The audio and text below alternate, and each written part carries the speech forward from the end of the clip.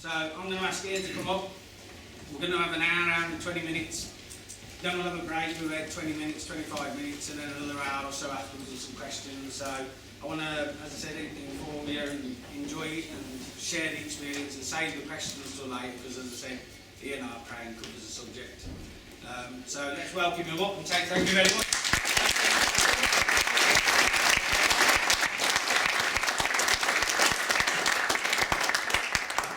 Thanks, Andy. Do we have the microphone on? Is it? I'll do a sound check now. I've got a bit of a sore throat, so and I'm going to be doing this talk about 65 times in the next 3 months. So I saw you mean about the floor, by the way. So you have to put up with that because I can't stand still unless you want to nail my feet to the floor. So I just want to protect my voice a bit. As Andy said, we'll break the evening into two. The first half will be about an hour and a quarter or so. Then we'll have a 20-minute break, so you can charge glasses, have a smoke or whatever. And then in the second half, it'll be a little shorter. I'll talk about probably about an hour or so, and then we'll open the floor to questions. And the title of the talk is Fractured Future. And I was struggling to come up with a title, and I actually had a little competition on my Facebook page and encouraged people to come up with prospective titles for the tour, and there was some wonderful titles, and the one that came closest was Frack to the Future. Frack to the Future, but I thought, well, it's good, but it's not quite what I wanted. So we came up with Fractured Future. Well, of course, I spent the last 2 years, after I finished, I spent about a year talking about the BP disaster. I'm going to touch on that in a second. But I spent the last 2 years really talking about the imminent global financial collapse. And of course, I've been focusing on another frack, the fractional reserve banking. And of course, for 2.5 years, I've really been trying to say to people, the only thing you should have in the bank is an overdraft. I mean, if you've got anything else in the bank other than an overdraft, you better start getting ready to say goodbye to it. And, for all those people that have been saying to me for 2.5 years, oh yeah, but it will never happen here. Well, that's exactly what the people of Cyprus said last Friday. And all of a sudden, the rules have changed. And I hate to say it, because I don't claim any special insight. I simply read the scripts. The role of an analyst is not to predict the future. Some people get a bit confused with, the analyst with the prophet. I'm an analyst, not a prophet. And the role of the analyst is actually to try and create sufficient awareness of what's coming down the pipe to stop it happening. So, when I talk about the global financial collapse, it's not because I want there to be a financial collapse. I'm not like Alessio Rustani, if you remember his infamous statement with the BBC when he said, I dream of the next recession. Because he knows he's going to make out like a bandit when it comes. And it's coming.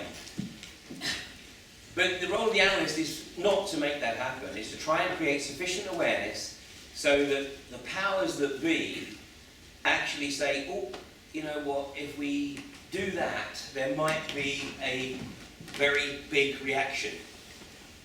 So they tend to test things, and that's what they've been doing in Cyprus. They're testing the reaction. Now, I don't know what's happened in Cyprus today, but if it was basically nothing, then you know that the globalists are going, yes, got away with it. Got away with it. The only people that have really kicked up about it right now are the Russians. Because sure enough, they were using Cyprus as one of the many places where they could launder money. But it was pretty significant sums, and in return they were loaning Cyprus quite a chunk of change, I think about 3 billion euros. And so the Russians aren't very happy about their accounts being fleeced, funnily enough. So, we perhaps are getting into the next stage of the game, which is currency wars, by the way. But before we can get into the currency wars, there has to be the collapse of the US dollar and the collapse of the euro. I mean, Iceland is, of course, the template. And for those of you who have seen my presentation on fractional reserve banking, you'll know that the Icelandic template actually originates from the US. Anybody remember the one state in the US that isn't bankrupt? Anybody remember which one it is? North Dakota. North Dakota, exactly. North Dakota, the only state in the United States that is not part of the Federal Reserve. It's the model that was basically adopted by Iceland, and so consequently the Icelandic economy, they went through obviously a very rough time, but it's now well on the road to recovery. So, I'm going to repeat my observation.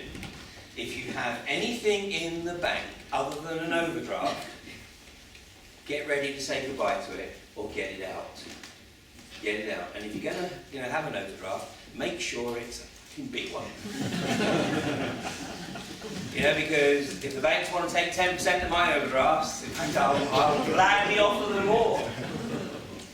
We've all got to operate within the system, but there's ways of operating within the system where you actually make the banks work for you as opposed to the other way around. And you just have to sort of keep a bit of a low profile when you do it. We're in for an interesting ride on the financial side. And the media, of course, are absolutely having a field day. The Daily Mail, anybody knows that the Daily Mail is becoming like a conspiracy paper. I mean, the Daily Mail is in great danger of doing Nexus and Uncensored out of business. Because they're actually starting to print articles that, a few years ago would have been dismissed as absolute rampant conspiracy. But now they're starting to actually print this stuff, and I think actually after what's happened today, or yesterday rather, with the evolving restriction on press freedoms, I think they're going to push the envelope even further. So, some of these things actually work in our favour, and, I'm sure some of you have already seen it over the last couple of days, where people have sort of walked up to you and said, you know all that stuff you were talking about them taking our money out of the accounts? Do you really think it might happen here? Yes. Of course it's going to happen here.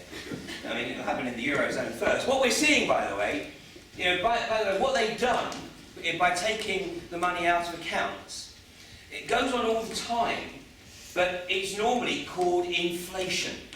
It's exactly the same. It's exactly the same effect. The difference is that inflation can be managed on a country-by-country basis. Because if the inflation of the pound sterling only impacts on the pound sterling, on the UK economy. But by lumping all of these countries together in the Eurozone, they can't do it. They can't create inflation in one country or deflation in another, or a stable environment in another, when they've got a common currency. And they've begun to realise that. And that's why they had to take this step of literally just taking the money out of the accounts. We had a similar situation in this country in the 70s, when inflation was running into double figures, and in fact at times over 20%. It was just another way of effectively taking people's savings out of the banks. So watch what's going to happen.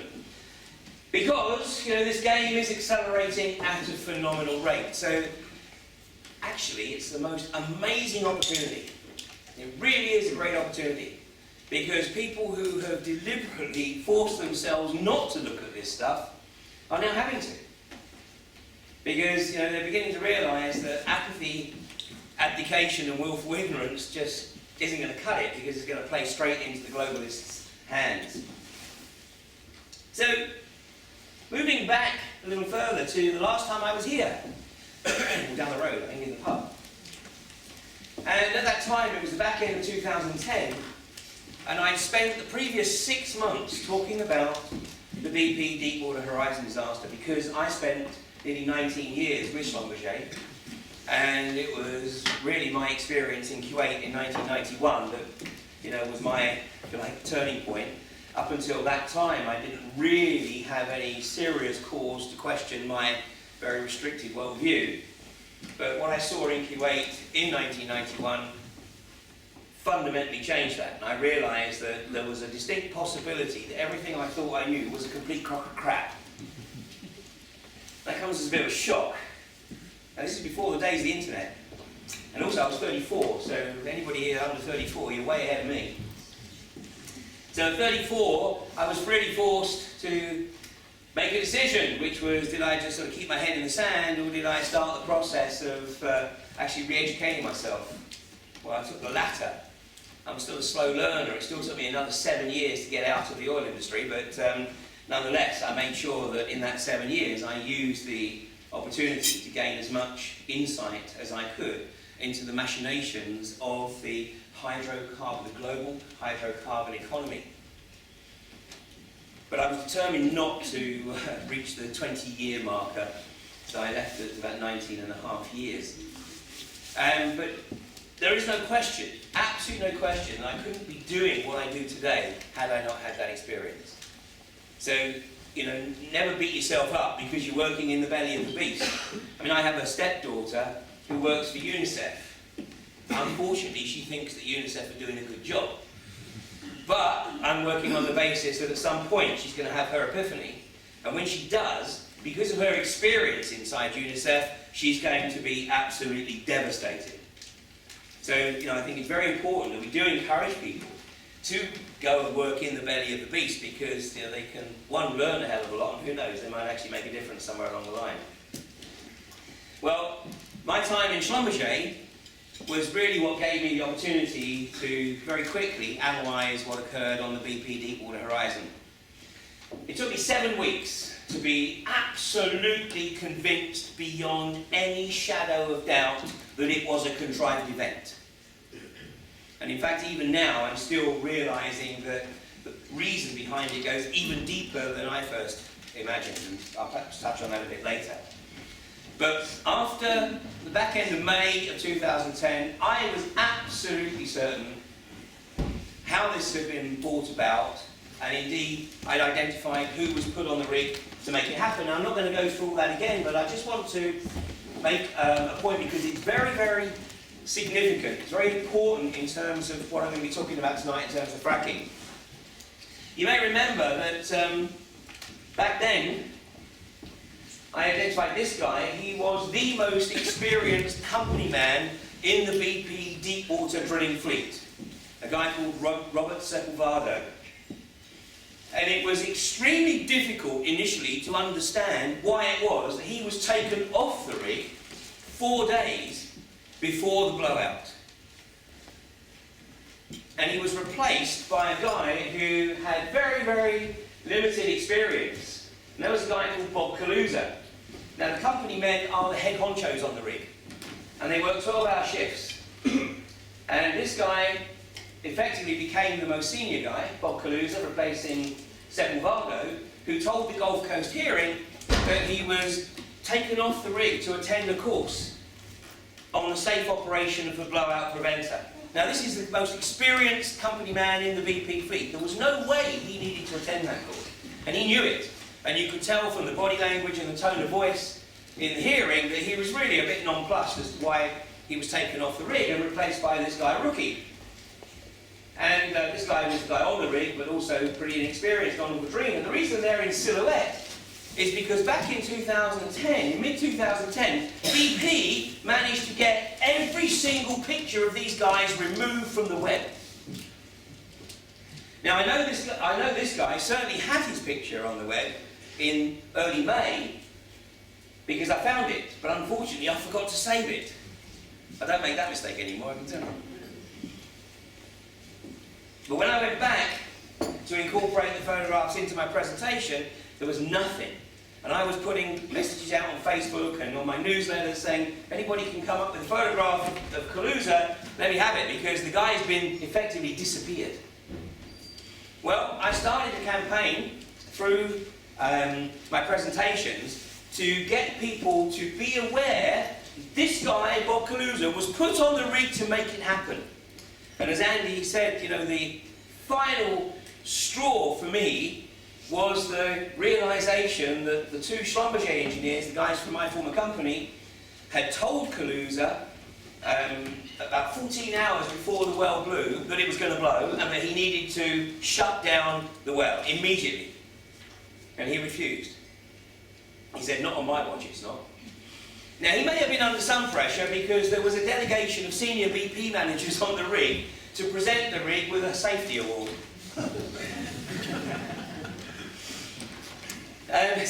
So he may have been under some pressure from that side, but nobody ever ignores the Schlumberger advice to shut down the well, because no Schlumberger engineer will ever make that call lightly, because if he's wrong, his career's over.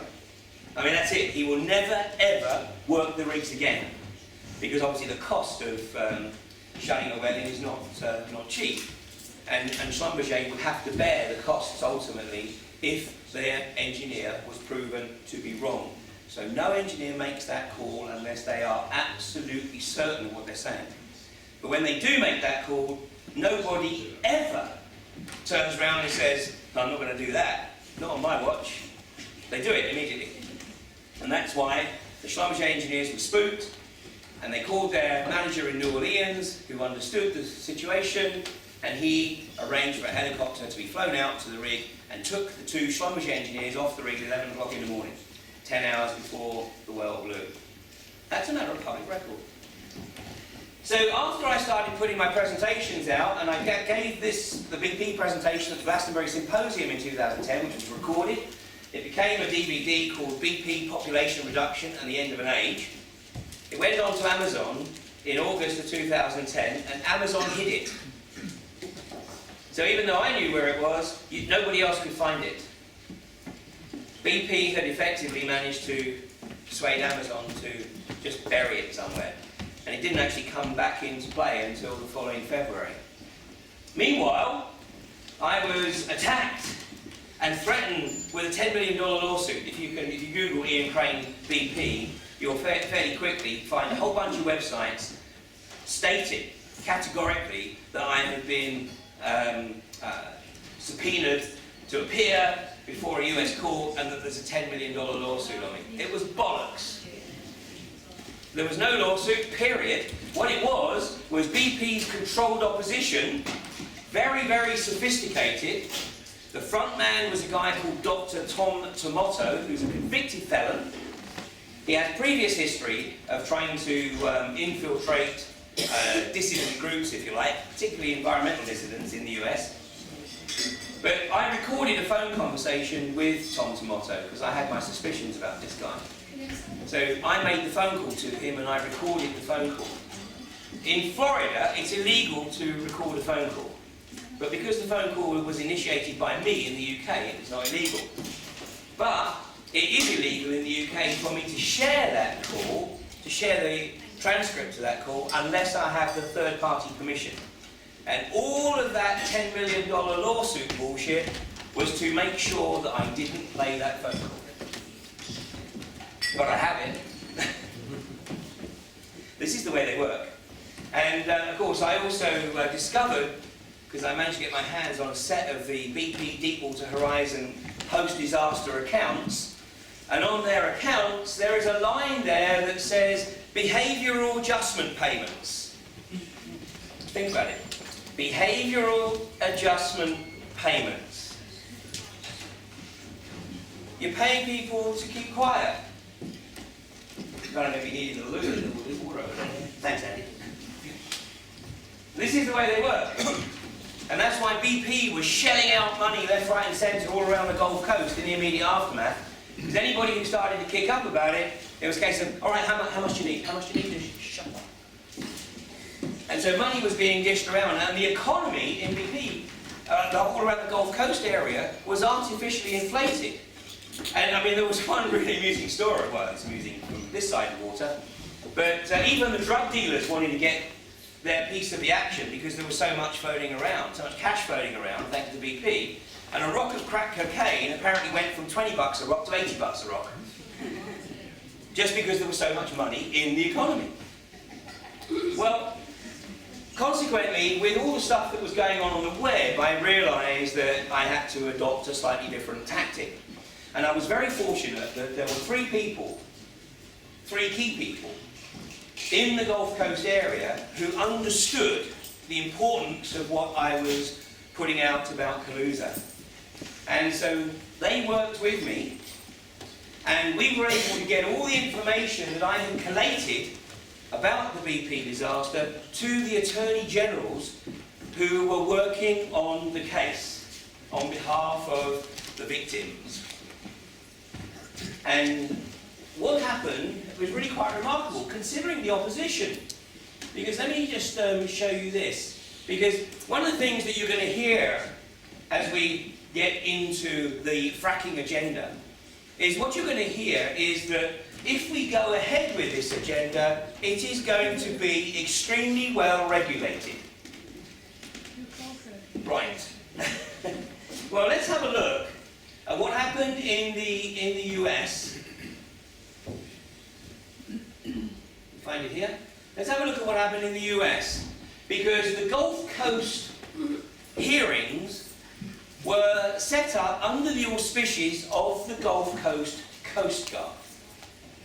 And the Coast Guard wanted to get these guys in front of them to answer questions. And this guy pleaded the Fifth Amendment, which means that they refuse to give evidence on the grounds that anything they do say is most likely going to incriminate them.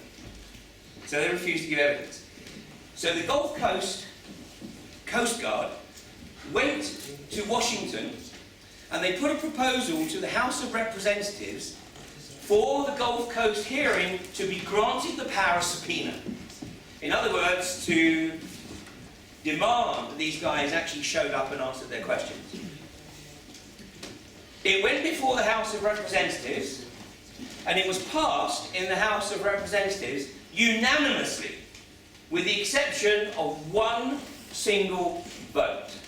And that's this single opposition vote is a real anomaly. Do you know who it was? Ron Paul. It was really strange. Anyway, we won't go into the detail of that. The bottom line is that it passed the House unanimously. So now, to get the power of subpoena, it had to go to the Senate. And I just want to show you a short 3-minute clip. This is the final 3 minutes of the hearing to grant the Gulf Coast hearings the power of subpoena. And watch what occurred. Madam President, I ask unanimous consent that the Judiciary Committee be discharged of S-3462, a bill to provide subpoena power to the National Commission on the British Petroleum Oil Spill in the Gulf of Mexico, and that the Senate then proceed to its consideration. Is your objection? On behalf of other members of the Republican conference, I object. Objection is heard. Madam President? Senator from New Hampshire. Madam President, I ask unanimous consent the Senate proceed to the immediate consideration of calendar number 442 H.R. 5481, a bill to give subpoena power to the National Commission on the BP Deepwater Horizon oil spill and offshore drilling, that the bill be read a third time and passed, and the motion to consider be laid upon the table with no intervening action or debate. This is legislation that passed the House 420 to 1. Is your objection? On behalf of other members of the Republican conference, I object. The objection is heard. Madam President, I Senator from New Hampshire. I don't understand what is so objectionable. In the House, 169 Republicans voted in favor of giving the Presidential Commission subpoena power. They understand how important that is, because this commission begins their investigation in the next few weeks. This should not be a partisan issue. I don't understand why my colleagues on the other side of the aisle are turning this into a partisan issue. I find it unbelievable that after everything the people of the Gulf region have endured, and that this entire country has witnessed for over 2 months now, that anyone is still standing with the oil company that caused this disaster instead of the victims who are suffering from it. I hope the American people understand that this is a clear contrast between who stands on your side and who stands on the side of special interests. How is it possible that members of this chamber find it difficult when the House of Representatives, in a near unanimous vote, could say that the subpoena power is necessary for the commission to be able to get to the bottom of what happened, could pass unanimously there, save for one vote, and yet cannot even proceed here? Cannot even proceed here. This isn't rocket science. It's common sense to most Americans. We need to fully learn the lessons of this disaster with a thorough investigation, not protect oil companies from having their negligence exposed. We need to get answers from BP and Transocean and Halliburton and everyone else, including the federal agencies. Not give apologies to them as I have seen Republicans suggest that we should apologize to BP for making sure that the residents of the Gulf region are held whole. We need to know the truth, and the Commission needs the power to get the truth. So who are you protecting? And what are we hiding here?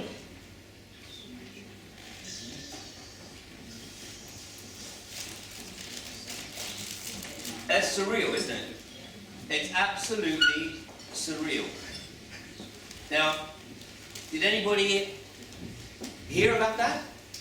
Of course not. People in the US didn't even know that the hearing had been denied the Paris subpoena. And in the Gulf Coast, people were too busy trying to sort of get on with their lives after the Deepwater Horizon disaster to pick up the gauntlet. And of course, Florida, Louisiana, Alabama, Texas, they're a long way from Washington. So they couldn't exactly just jump a train, and most of them didn't have the money to jump a plane to go and lobby their senator. Fortunately, like I said, there was a handful of campaigners in the Gulf Coast who understood the importance of what I was putting out there. And I wasn't the only one to put this out there. Unbeknownst to me, at the same time, there was a guy in the US also going on national TV. This is a guy called Matthew Simmons. Matthew Simmons went on TV and basically said, you know, who the hell is this 32-year-old punk that they put on the rig? I think Kaluza's a bit older than 32, but Simmons basically said, 32-year-old punk. Well, Simmons, at the end of August, went back to his home in Maine, on the northeast coast of the US, and was in his hot tub, alone, and he had a coronary. So Matthew Simmons, the most outspoken critic of BP in the US, unfortunately, was a casualty.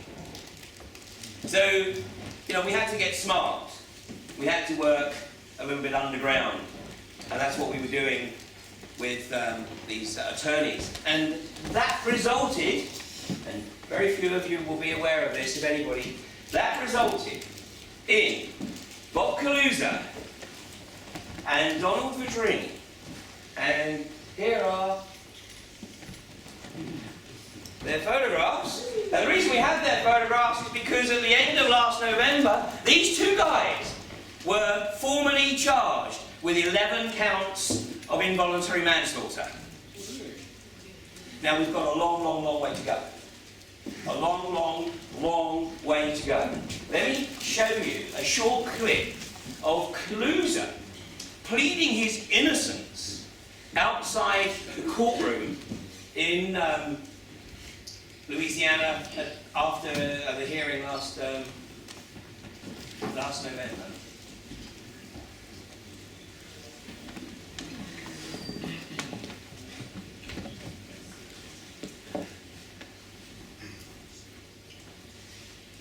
Sean Clark, and with me are Bob Kaluza and David Berger. Thank you all for being here. And the first thing that we would like is, Bob would like to say a few words to you. I think about the tragedy of the Deepwater Horizon every day. But I did not cause this tragedy. I'm innocent, and I put my trust, reputation, and future in the hands of the judge and the jury. Thank you. Thank you, Bob. Everyone whose life has been affected by this tragedy deserves justice. But justice must be based on truth. And this indictment isn't true. Bob Kaluza and Don Vedrini are innocent of the charges against them. Bob and Don did their jobs, they did them correctly, and they did them in accordance with their training. This indictment has done exactly what the Presidential Oil Spill Commission said would paint a, quote, dangerously incomplete picture and lead to the kind of complacency that could cause a tragedy like this to happen again by trying to isolate two single individuals. As we said, and as Bob said, he's placing his trust and faith in the jury. And ultimately, it won't be lawyers from Washington, D.C. or politicians who decide Bob's future. It'll be 12 citizens of Louisiana, and to them, he'll submit to judgment. and it'll be a farce. Stay out of the bath, Bob. It'll be a complete farce. You know, the double speak there is very interesting. You know, that Bob Kaluza did his job. He did what he was supposed to do in accordance with his training. You know, it's double speak. Because, like I said, I don't believe this guy was the architect at all.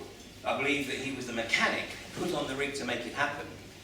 Now, what we've seen subsequent is Halliburton take some of the rap. Because the Halliburton engineer did not want to run the cement job because he hadn't got all the spacers that he needed. I won't bore you with all the details about it. See, what's important to understand is that the Halliburton engineer did nothing wrong other than to succumb to the phenomenal pressure that the client, Bob Kaluza, was putting on him to run the cement job with 8 rather than 24 spacers.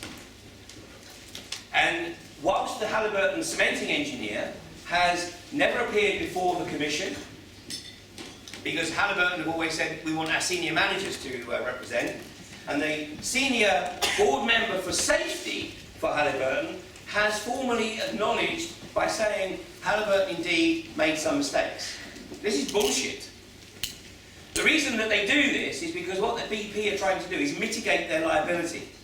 And the reason that Halliburton are prepared to take some of the heat is because Halliburton relies on BP for a very significant chunk of its revenues. And Schlumberger the same, which is why Schlumberger have always refused to allow the 2 engineers that were on the rig and were flown off at 11 o'clock on that day to appear before the hearing. The challenge is to get the Halliburton engineers and the Schlumberger engineers into that courtroom. Because if they are able to state exactly what occurred, then obviously it will be very clear that you know, this guy is absolutely guilty as charged. Now the issue will be then, does he start to sing? Does he start to sort of share, you know, what pressures he was under to bring this disaster about? The disaster is continuing to this day, just like Fukushima. And you know, they both have very similar effects, is that they are creating massive dead zones in the sea. The impact on the people of Louisiana and Alabama in particular, to a lesser extent northern Florida and southeastern Texas, is incredible. In Grand Isle, which is a small community in Louisiana, there were 29 pregnant women at the back end of 2010, 26 of them spontaneously aborted. Why these people stay in that area is beyond me. But, you know, they've been there for generations in many cases, and everything they've got is wrapped up in, you know, where they are. It's why people stayed in mining communities. Now, and the mining industry in this country, we have to have a look at the history here. Because between 1850 and 1990, 150,000 miners were killed in this country. And it actually shocked me that the county with the most deaths was Lancashire, 45,000 in that period. Now, obviously, you know, that was before the days of the internet, before, you know, the newspapers were printing very sparse information. Many people couldn't read anyway, and life just went on. This is collateral. You know, 150,000 miners in the period when we were reliant on coal for our fuel source was collateral. In my opinion, there is a deliberate agenda to depopulate the Gulf of Mexico area for it to become effectively an industrial zone. And it will be. Well, I mean, within a couple of generations, you know, nobody will be able to live there because this thing isn't going away, just like Fukushima isn't going away. But the important thing here to look at is to look at, first of all, the power that the corporations have over government. Now, what you won't know, and you may not actually get any corroboration for a few days yet, but today, papers were served on a number of members of Parliament for corruption. And the evidence was presented to every single MP. It has been sent to every chief constable in the country. Now, this is a coordinated effort to try and expose the magnitude of corruption in this country.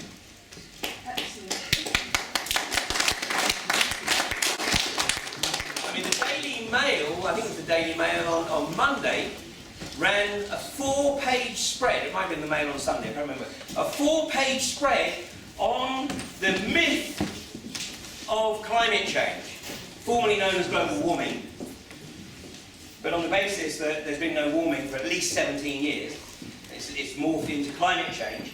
But a big part of the Daily Mail expose was the corruption amongst MPs and the corporations and what they're getting, and universities by the way, and what they're getting to promote the climate change agenda. So, you know, the same sort of corruption that we've just witnessed firsthand in the US is absolutely rife here. And we shouldn't consider that, you know, this is going to be any different. By the way, one of the activists that has been a tremendous supporter of everything I've been trying to do over the last 2.5 years with BP is a lady called Deborah Dupre. She's a journalist. She writes for the online publication, The Examiner. And earlier this year, in January, she published this book, Vampire of Macondo. And unfortunately, it needs some editing. It's not an easy read, but full marks to her for actually having the courage to put this out. And within the book, she actually sort of talks about, you know, the campaign to get the information about Kaluza into the appropriate legal hands. Now, moving on, whilst in parallel talking about the BP Deepwater Horizon, I was in Ireland giving a series of presentations called The Pillage of Ireland's Resources. And it's always very difficult to go into somebody else's country and basically explain to them that they're being fucked over. But, you know, I was putting the evidence for them. I said, look, you know, guys, you know, at the end of the day, I'm just going to share the evidence with you, and then it's up to you, you know, what you do with it.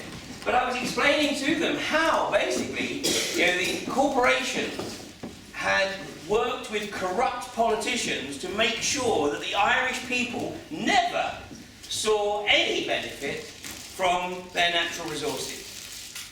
I mean, in Rossport, which is the Shell field up in the northwest of Ireland, the Nigerian government got a better deal from Shell than the Irish government did.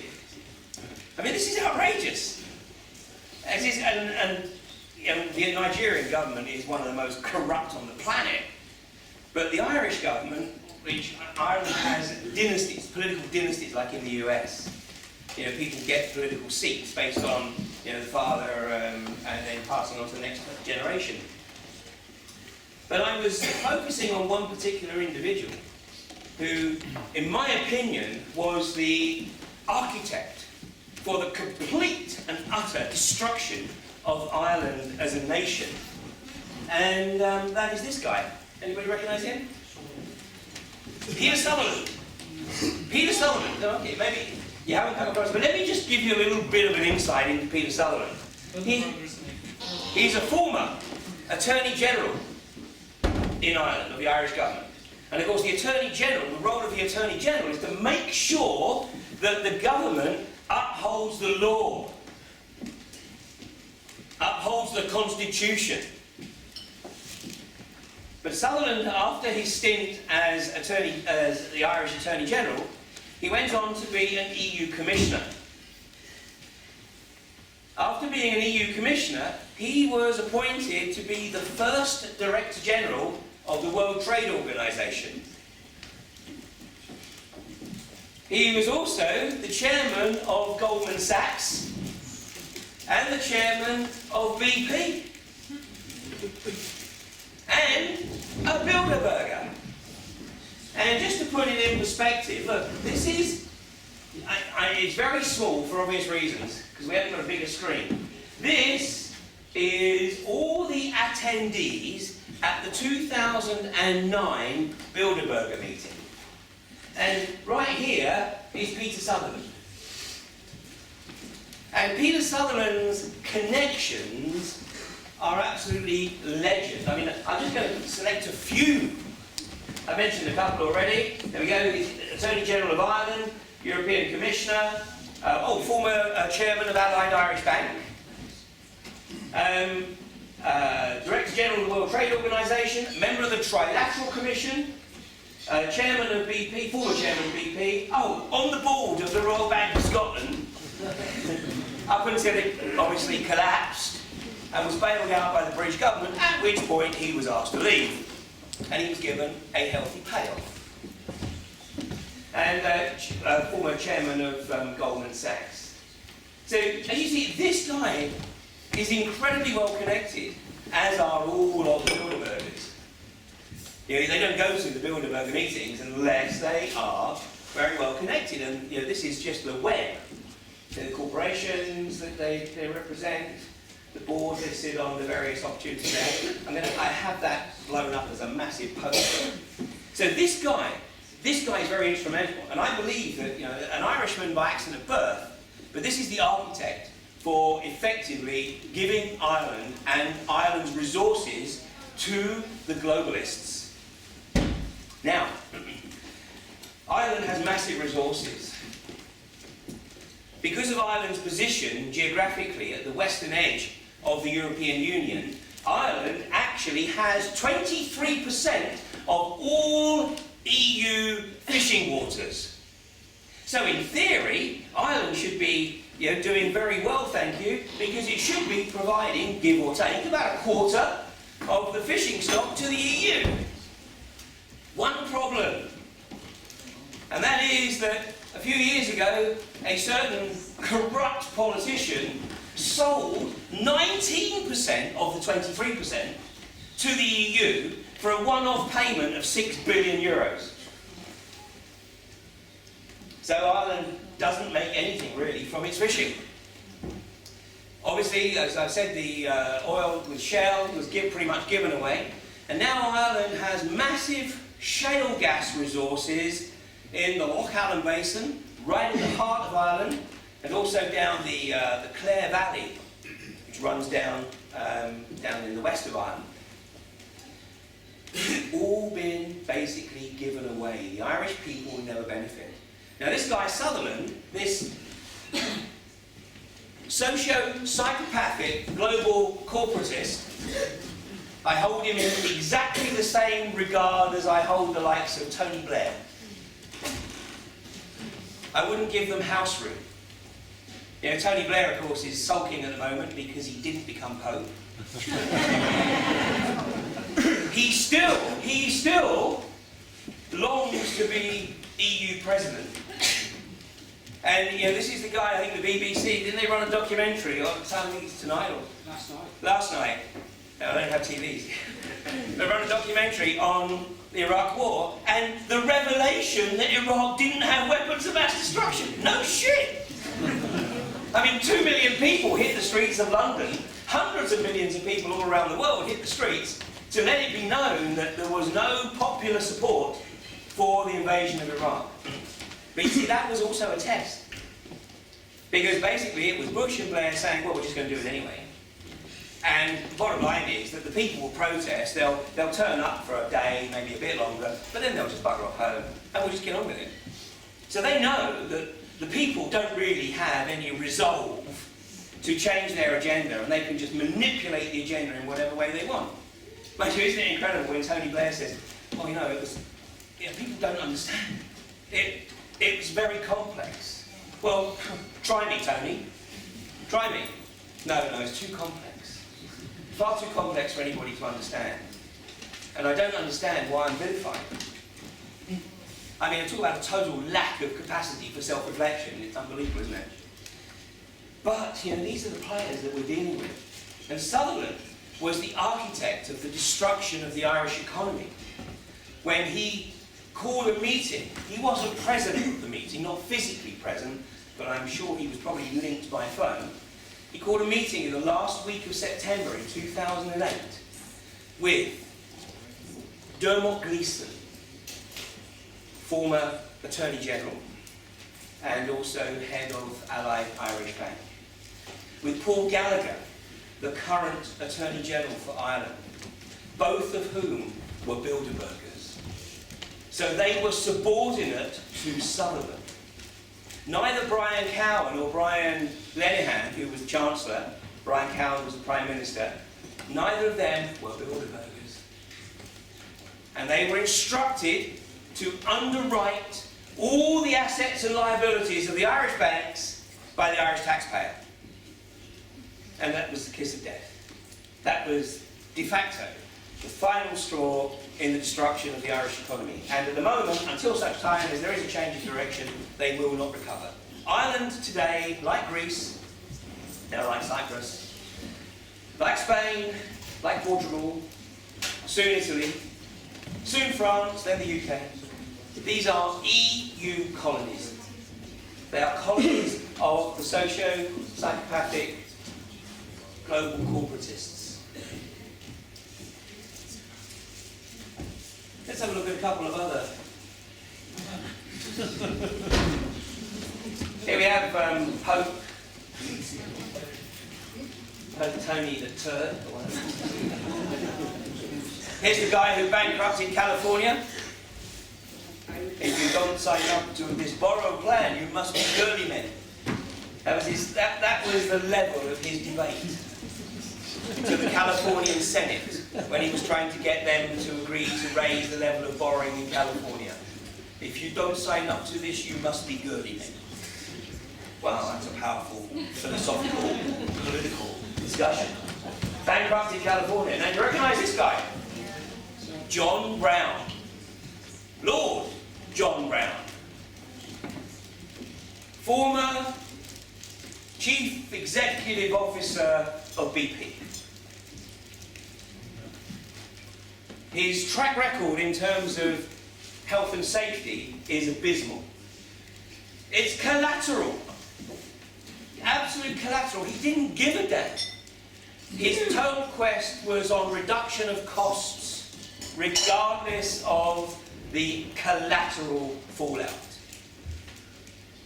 Did he ever show any compassion? No, not at all. Not at all. In fact, Forbes voted him their Man of the Year when he merged, or he made the acquisition of Amoco, which effectively took BP from being a bit part player in the oil industry to being literally larger than any US oil company. So he doesn't have a lot of friends in the US. That's why I have a deep suspicion that BP was targeted specifically in the Gulf, but only after this guy was removed. This guy is very, very well connected. But of course, there was the question, whilst he should have faced charges for his total lack of compassion, his total lack of any desire to run a safe operation. No, it wasn't that got him in trouble. It was lying in the court about his personal life.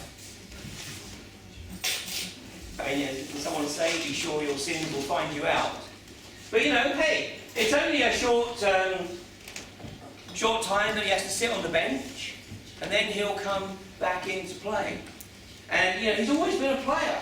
Here is a memo that was extracted under Freedom of Information showing that Lord Brown met with Marky, no, it isn't it? Michael J.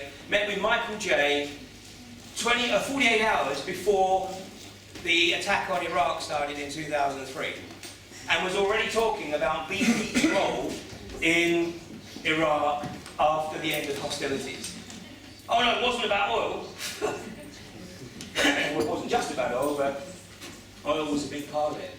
Now, why should we really be concerned about Lord John Brown? And you know, we look at everything that we've been talking about here with BP and the Senate, because Lord John Brown is right in the heart of government.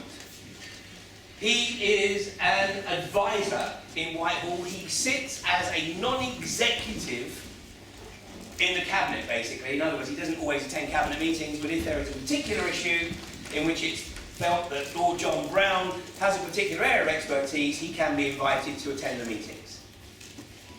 guy is very, very well connected.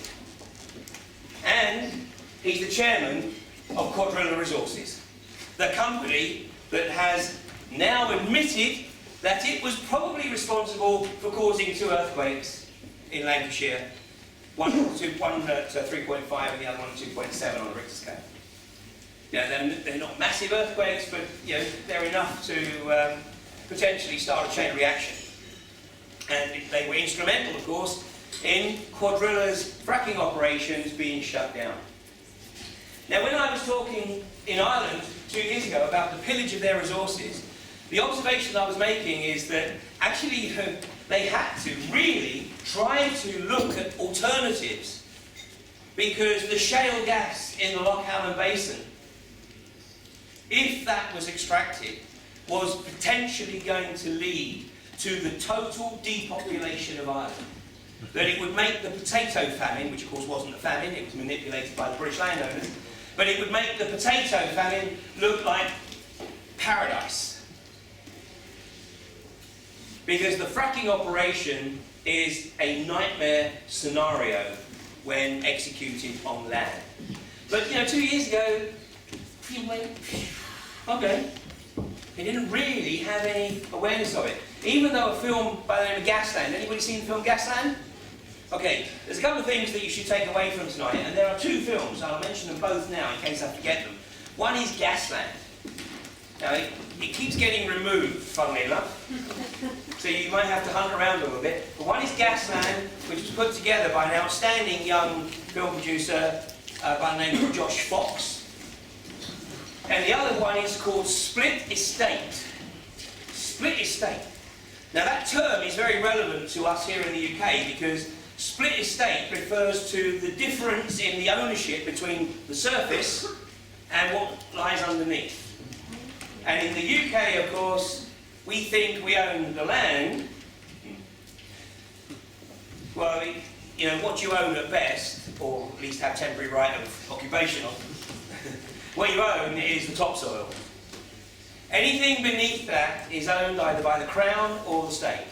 And it's the Crown that has the rights to gold and silver, and minerals are owned by the state, to be used as the state deems appropriate. So the point I was making to the people of Ireland is that, you know, they had split estate, they didn't own anything beneath the surface, and once the oil industry started to focus and target on the Loch Allen Basin, within 2 generations that whole area would be uninhabitable. Well, tonight at 10:30 on BBC Northern Ireland, there is a programme. And so I find myself in a very, very unusual situation right now, because I'm actually talking on a subject that the BBC are actually running a programme on tonight. Now it's going to be very interesting to see how the BBC, the British Bullshit Corporation, how the BBC actually present this. Because what is interesting is that they're going to be talking about the untapped natural gas reserves under County Fermanagh. I mean, this is outrageous. County Fermanagh, actually, just by accident of the sort of borders, is just right on the northeastern corner of the Loch Allen Basin. So in reality, you know, what can be tapped into from County Fermanagh is just a small pocket compared to, you know, what is in the Irish Republic. So hopefully I can catch this on iPlayer at some point. But I'm going to be very, very interested to see how the BBC spin this. Look, fracking, fact and fiction. Untapped natural gas reserves under County Fermanagh. Cash bonanza or environmental hazard? Kieran Tracy investigates the truth about new controversial gas exploration at home and abroad. Well, if it's done from the corporate standpoint, it's going to be very, very interesting indeed. Because a few weeks ago, about 6 weeks ago now, I took the opportunity to go meet with the board of, or the senior management team rather, of Quadrilla. They had an open day in a caravan park on the edge of Blackpool, and I thought, well, if I'm going to go and be giving a whole series of talks about fracking, then, you know, I'll go up and sort of listen to what they have to say. And I have to say, I wasn't surprised, but it was rather shocking to see the absolute magnitude of cognitive dissonance, of institutional denial. And what made it worse was that one of the guys there, the former chief executive officer of Quadrilla, was a former employee with my former company, Schlumberger. Now, I didn't know the guy when he was with Schlumberger, but when I spoke to him later in the evening, you know, we ascertained that, you know, we knew some of the same people. Well, this is the guy that I was talking to. This is Mark Miller, former Chief Executive Officer of Quadrilla. He was removed in the middle of last year for reasons that I will hypothesise on in a second. But this is when he really got my attention, because when I got there, I didn't sort of declare my intentions. I went sort of incognito.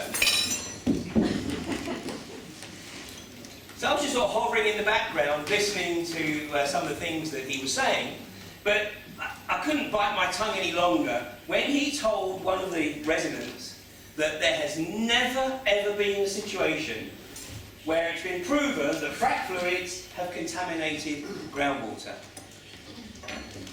And I just knew that to be factually incorrect. So I piped up and I said, excuse me, I said, can you just repeat that for me? You're saying that there has never ever been a situation where frac fluids have contaminated groundwater? And he said, absolutely not. And I said, look, I've got to declare an interest here. I did used to work in the oil industry. Oh, in fact, I actually worked for the same company you did. And I know that to be an outright mistruth. And he said, no, I'm absolutely sure of my facts. And I said, really? And I went back to him later in the evening and asked him if he wanted to even maybe go and look at it. He said, no, I'm absolutely sure.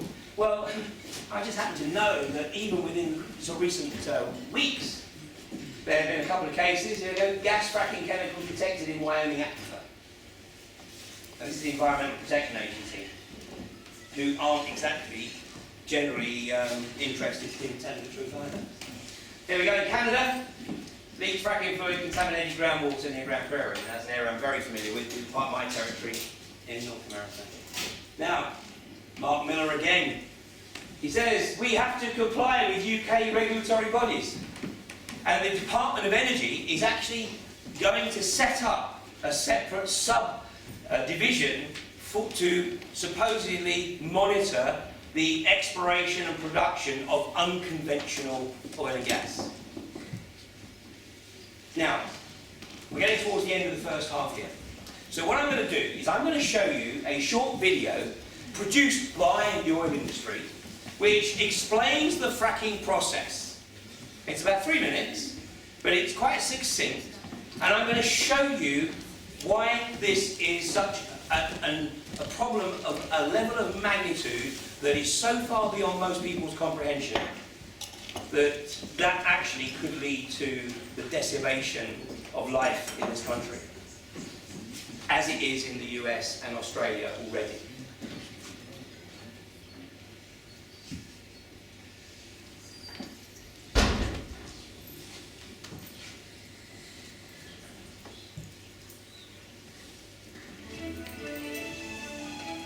Natural gas from the Utica Shale is a clean and efficient energy source that is abundant in the St. Lawrence lowlands of Quebec. Let's take a look at the horizontal drilling and stimulation processes that have made shale gas exploration so successful. A drill bit is mounted on the end of the drill pipe. As the bit grinds away, a mixture of water and additives called mud is pumped into the hole to cool the bit and flush the cuttings to the surface. The mud cakes on the walls of the wellbore, keeping it intact and preventing invasion of drilling mud into the surrounding rock formation. The hole is drilled below the deepest freshwater zone or aquifer near the surface. The drill pipe and bit are removed. Surface casing is then inserted into the drilled hole to isolate the freshwater aquifers. Once cemented, it serves as a foundation for the blowout preventer, a safety device that connects the rig to the well bore. Cement is pumped down the casing and out through the opening of the shoe at the bottom of the casing. It is then forced up between the casing and the hole, permanently sealing off the well bore from the fresh water. Once the blowout preventers are installed, the pipe and bit are lowered back down the hole to drill through the plug and cement and continue the vertical section of the well to approximately 300 meters above the planned horizontal leg. This depth is called the kickoff point, where the curve will begin so that the horizontal section can be drilled.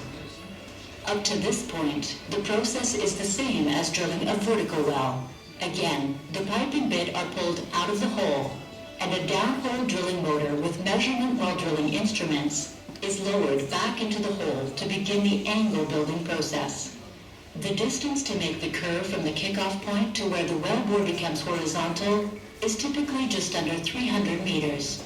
Once the curve is completed, drilling begins on the well's horizontal section called the lateral. The pipe used to drill the well measures 9 meters in length, and each length weighs approximately 224 kilograms. It takes over 350 pieces of pipe, weighing nearly 79 tons, to drill a 3,200 meter well. At various stages of drilling, the pipe is taken out of the hole for tool and bit changes and put back in. This process is called tripping pipe. When the targeted distance is reached, the drill pipe and bit are removed from the well bore one last time. Production casing is now inserted into the full length of the well bore. Cement is again pumped down the casing and out through the hole in the casing shoe, forcing the cement up between the casing and the wall of the hole, filling the open space known as the annulus. Casing the well is a very important process because it permanently secures the well bore, and it prevents hydrocarbons and other fluids from seeping out into the formation as they are brought to the surface. At this point, the drilling rig is no longer needed.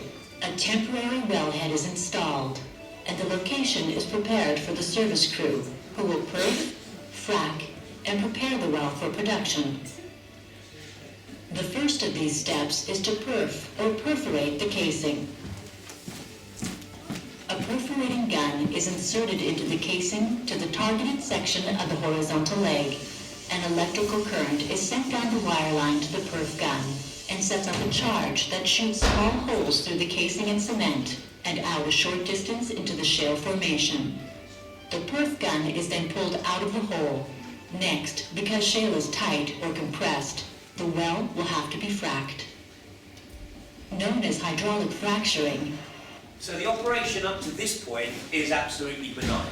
There's not a problem. The technology is absolutely sound. So drilling a well, perforating the casing to allow the hydrocarbons to flow naturally into the well is not a problem. It's the next stage that becomes the problem. This is a process where water, sand, and additives are pumped into the well bore and down the casing under extremely high pressure. Water and sand make up over 99% of this frac fluid. The remainder consists of compounds commonly found in consumer products.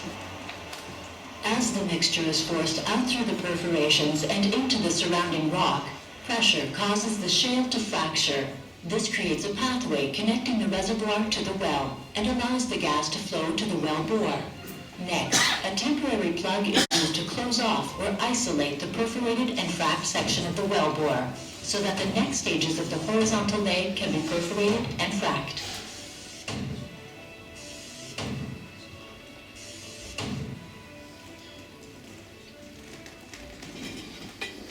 So, let's just have a look at some of the observations. This is an oil company video, obviously. First of all, they say it's water, and water and sand make up 99.5%. Maybe. It's more likely to be about 95% rather than 99.5%. So the other 5% is the frac fluid. The frac fluid. Now, the frac fluid is the key element here. One of the phrases that Quadrilla are starting to use in their publicity material is that the frac fluid is water rich. Now this is like saying that rat poison is sugar rich. It's water rich, which is true, because water basically makes up about 90-something. So it's true, it's water rich. And I'm going to show you in a little while, the governor of Colorado, a guy called Hickenlooper or something like that, had a press conference where he said, look, frack fluid.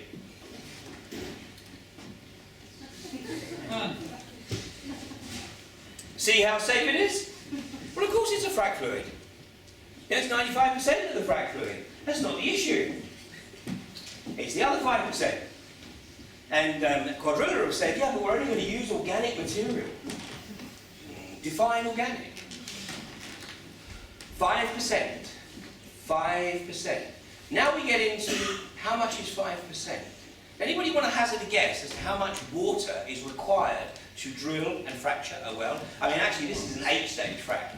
So this is mega. I'm going to tell you that a record was set in Michigan, literally a few weeks ago, in terms of the amount of water used. But hazard a guess, how much water is needed for an average drilling and frac job? In gallons? 1 million gallons? 2 million. You're in the right ballpark. You're in the right ballpark. The average is 4 million gallons of water. 4 million gallons. And it has to be fresh water. It cannot be seawater. One of the fluids, one of the additives to the water is, it turns it into a slick water. That's the name of a frac fluid, a slick water. So in other words, it reduces the friction so that it can be pumped down the casing at enormous pressure so that it can do the job at the base of the well, in the frac there. So, on 1 million gallons, 5% is 5,000 gallons. So you've got 5,000 gallons of toxic material. On an average drill and frac, it's 4 million gallons, so you're talking 20,000 gallons of toxicity. Now, what is the level of this toxicity? Well, that can only be discovered much later because the oil companies will not share that information because it's proprietary information. So they will only provide a generic list of the ingredients. And we've got the likes of Quadrilla, Francis Egan said, no, we're just going to use benign fluids. Well, they might initially, but then there's a thing called mission creep, which is where you discover that actually your benign fluids don't quite do the job you wanted. So you say, let's just add a little bit of this, a little bit of that, and pump it down there. And the problem here is once you start fracking, nobody, no geologist or petroleum engineer has any way of knowing where this shit is going. They might think they do, they might claim they do, but the reality is they don't. It's as scientific as this. And hope. And the reality is, of course, that the effects of this are not generally felt immediately.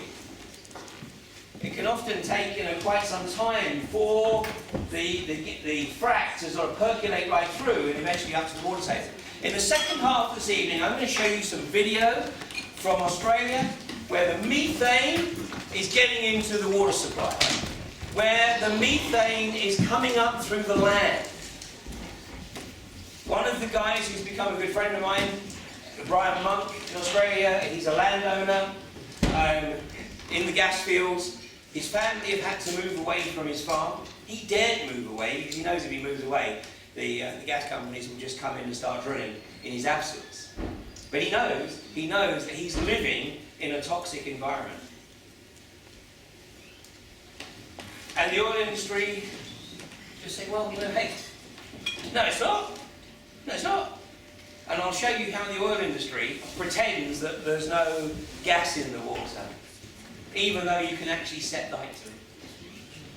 So we are talking about an industry here that doesn't give a shit. And the reason that they're focusing on Lancashire initially is because by their own admission, the Boland Shale contains potentially $500 billion worth of gas. Now they've reduced that estimate a little, down to about $250 billion. But you know, nobody really knows, obviously. But the other issue here is, when you frack a well, it only literally is applicable in this immediate area, because we are talking about rocks that are impervious. So you have to drill and frack about 6 to 8 wells every square mile. Every square mile. With every drilling and fracture job, you are going to have something in the region of 500 trucks coming and going, which is going to put enormous strain on the existing infrastructure. And imagine the blight on the landscape. You know, I'm no great lover of windmills, because in Cornwall, when I drive through Cornwall, I mean, it's awful, you know, all the windmills there. But I'm no lover of windmills, but I'll tell you what, windmills are way more preferable to having these frac pads, you know, on a grid of 6 to 8 per square mile. Now, why is this an issue for the UK? Because 64% of this country, sorry, of England, not Scotland, 64% of England is sitting above shale gas. Now, what they're doing at the moment is Lancashire, Sussex, and Somerset are the test beds. The test beds. And they're working on the basis that if they can get their foot in the door, it's Quadrilla in Lancashire and in Sussex, and a company called UK Methane in Somerset. And then, by the way, they're going for East Midlands. They're going for all the gas around the Melton Mowbray area, big time. They're trying to get the foot in the door. And the phrase that you're also going to be hearing a lot is, we are going to work towards achieving social sustainability. Social sustainability. That basically means getting everyone to the point where they just shut the fuck up and go away. What I show you in the second half of the evening, hopefully will make you realise that what we're talking about here is something that is absolutely fundamental to the well-being of the next generations. You know, the financial issue is one thing, and I mean, that's horrendous in and of itself. But this, in my opinion, is genocidal. Like I said right from the outset, I believed that the BP Deepwater Horizon disaster was a deliberate attack on the environment to create the dead zone in the Gulf, to eventually lead to the depopulation of the Gulf Coast area. In Ireland, I believe that once they start fracking the Loch Allen Basin, basically the people, I mean, Ireland has a history, of course, of people leaving the country.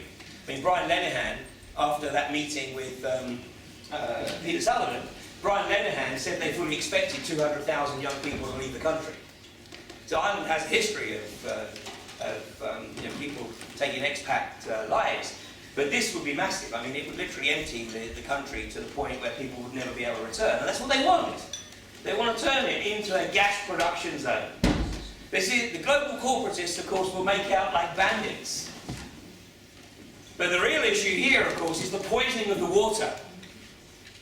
Imagine a situation where you cannot get fresh water unless you buy it from the corporations. And of course then they can put in it whatever they like. You know, fluoride, lithium, whatever else it is they need to keep the population dumbed down. I tell you what, George Orwell in 1984 didn't even come close. Yeah, we are dealing with an agenda here that is not human. Because nobody in their right mind could ever believe that what is being proposed here is sound. What I'll also show you in the second half is that we don't even need to be using hydrocarbons, period, and never have. This is a hydrocarbon economy, and they are desperate to hang on to it. And the governments are in cahoots because they know of no other way to suck you dry through taxation. I mean, that's why every litre of fuel you buy at the pump, 86 pence is tax. Anyway, more of that in the second half. So let's take a 20-minute break.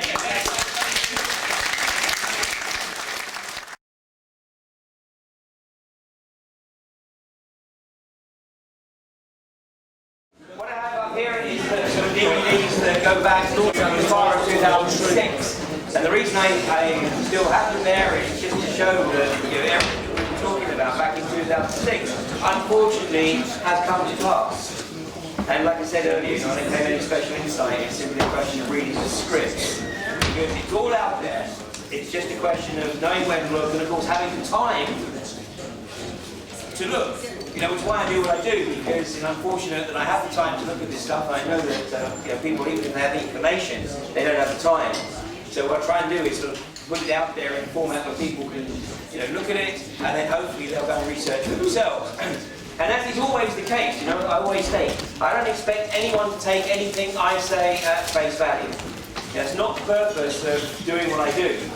I have to just stimulate your own curiosity so that you can go and check this stuff out for yourself. And that's why, if you just take away a few sort of key words, then you have the time and the inclination, you can go look at it. And like I said, the two films, just to reiterate, the two films that you should watch if you haven't seen before are Gasland and Split Estate. Split Estate. Both of the films are really quite disturbing, and they really sort of latch on to the sort of human impact of what's occurring. And the issue in the US and in Australia is that the gas fields that are being explored are in fairly thinly populated areas. And also in the US and in Australia, there is no real national press. It's all regional. And so they're like the Gulf of Mexico. If you live even 100 miles inland from the Gulf of Mexico, you could think everything's wonderful. Unless you actually physically go there. I-10 is the main highway that runs across the south of the US. From Atlanta right through to California.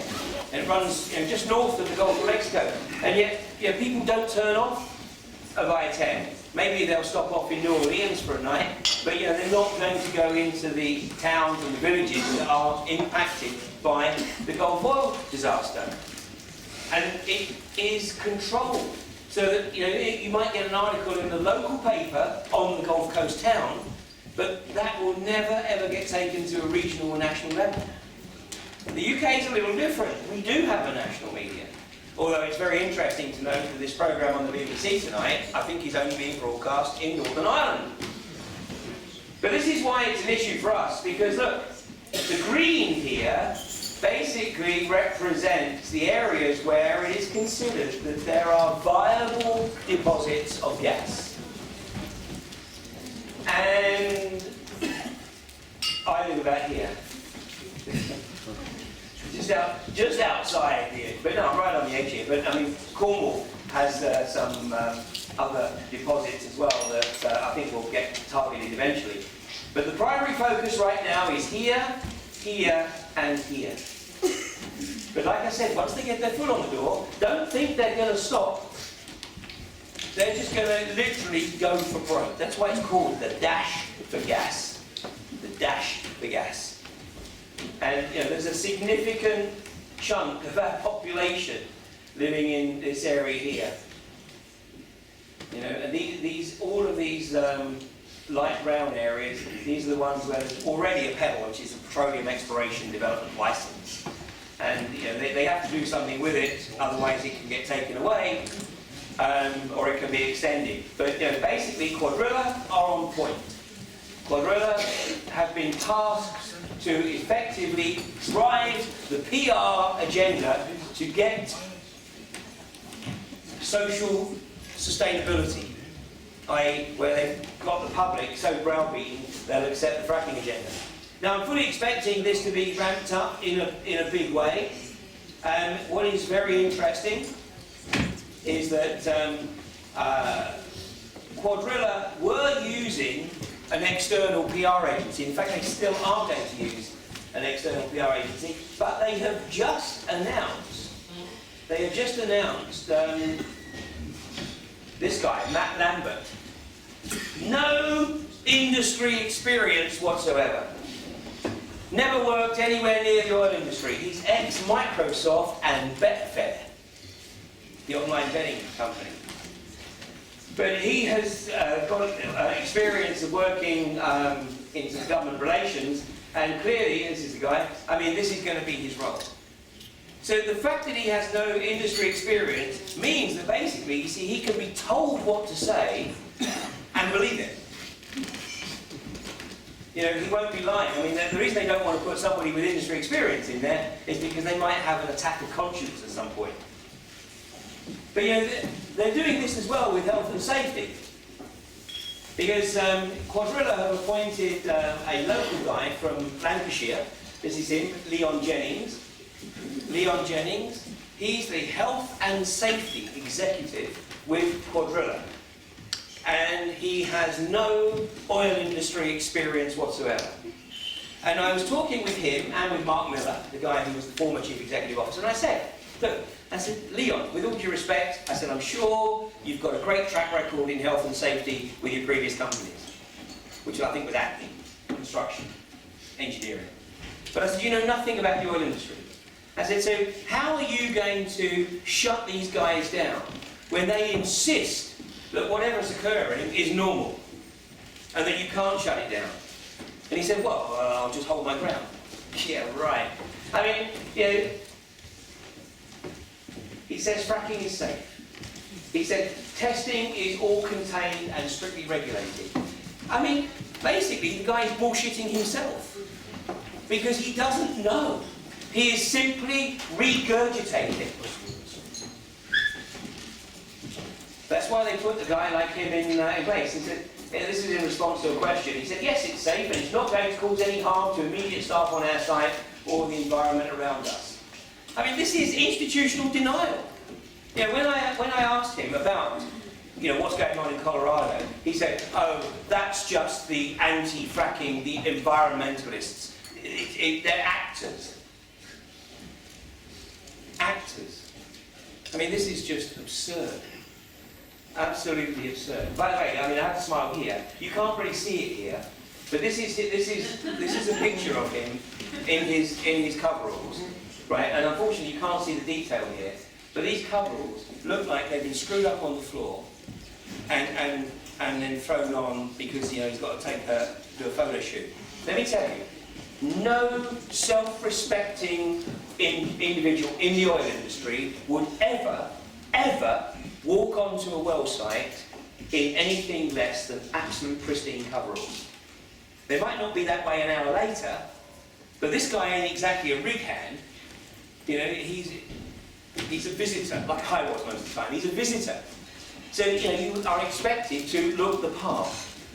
Let me tell you, when we were doing the firefighting in Kuwait, Schlumberger were assigned to work with Boots and Coots. Boots and Coots' trademark is absolute pure white coveralls.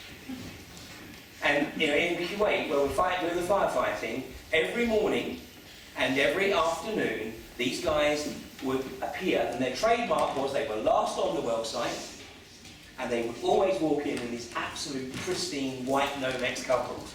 But that's the oil industry. It's just a sense of pride. I mean, so it's little things like this that just show me the guy has no understanding of the way the oil industry works. And this is the health and safety guy for Quadrilla. And then, you know, so we're expected to believe that Quadrilla is serious about self-regulation. No, they're not.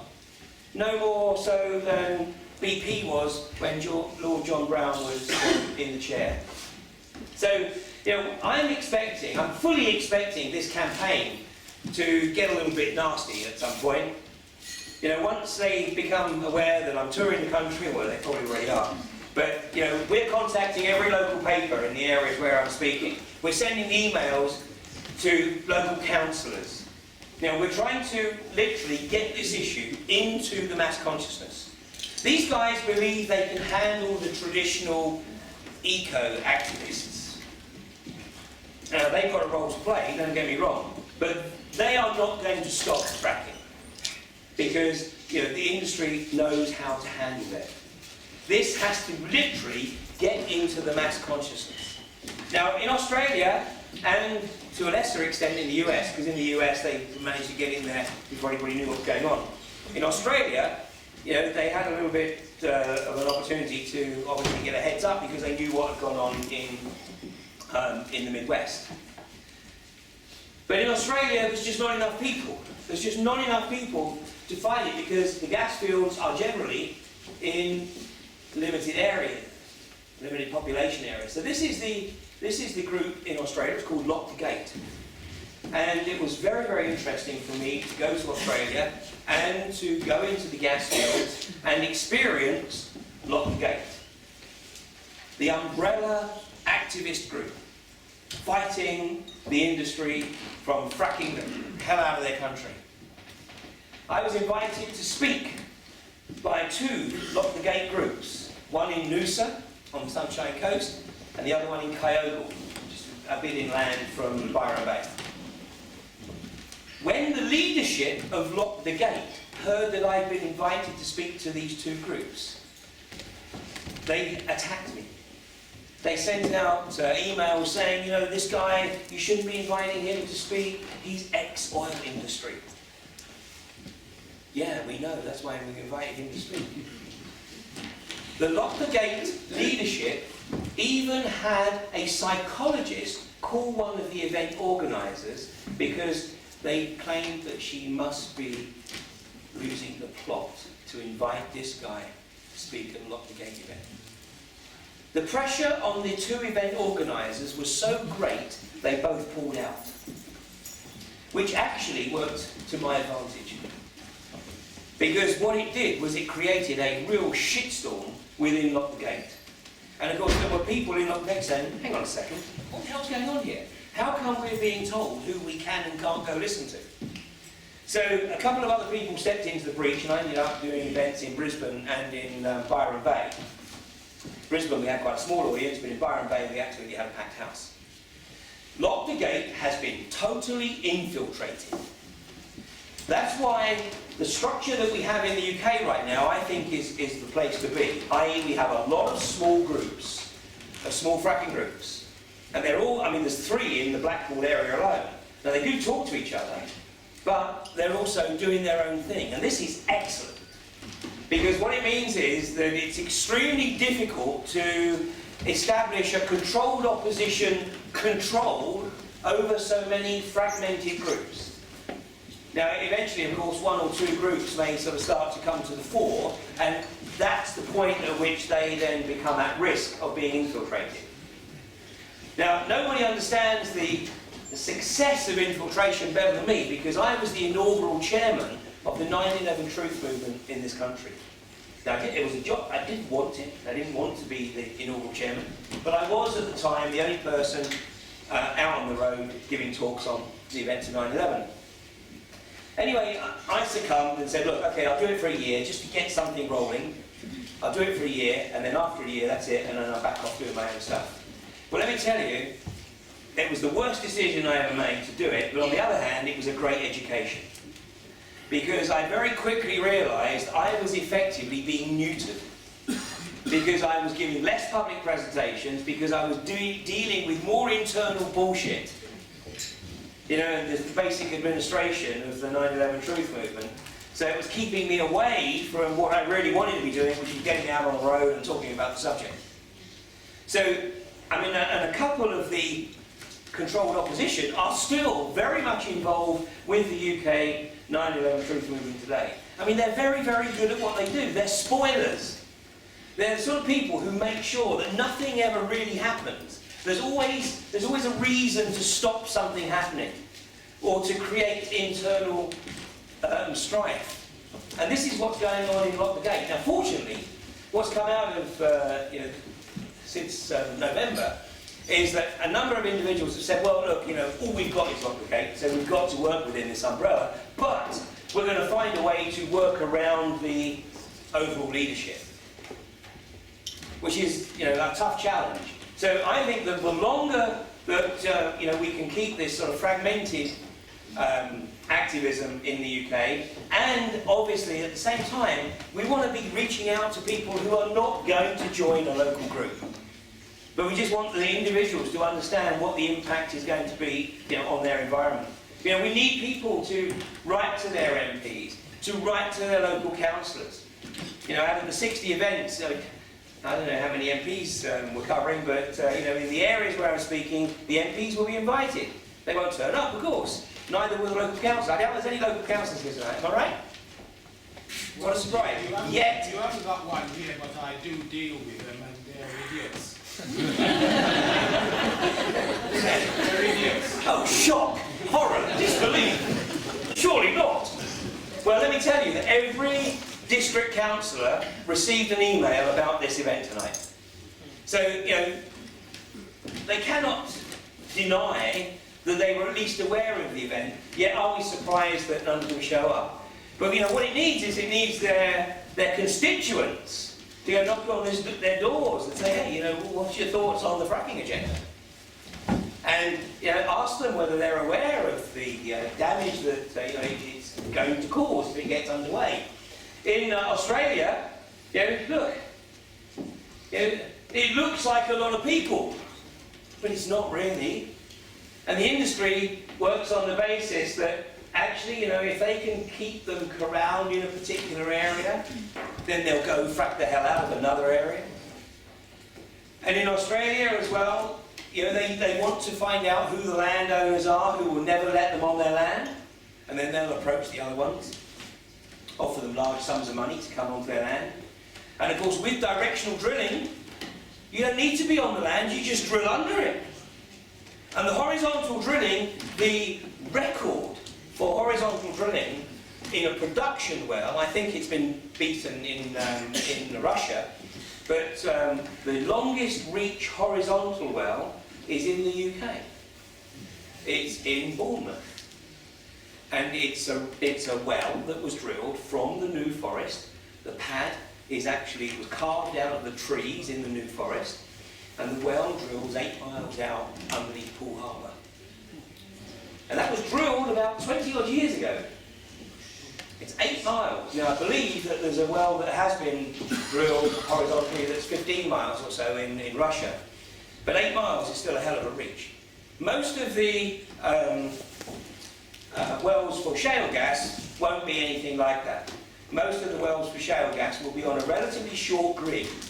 So you'll have the pad, and then they'll drill out at sort of 360 degrees from there, but it'll be relatively short reach. Because the further you drill out, the more expensive it becomes. So what they'll do is they will simply have a grid of 6 to 8 wells per square mile. Which means that basically the landscape ends up looking like this. This is Queensland. Now that's in an area that obviously is fairly thinly inhabited. But imagine that anywhere in the UK. Anywhere. Unless you're looking at the Peak District, the North York Moors, Dartmoor, Exmoor, or Bodmin Moor, everywhere, well maybe the Lake District as well, but everywhere else is pretty much inhabited.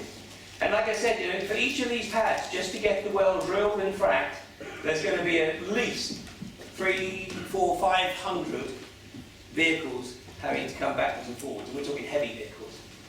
So this is what the pad looks like. Why is this so important in the UK? Because the bankers and the governments. This is the rising debt.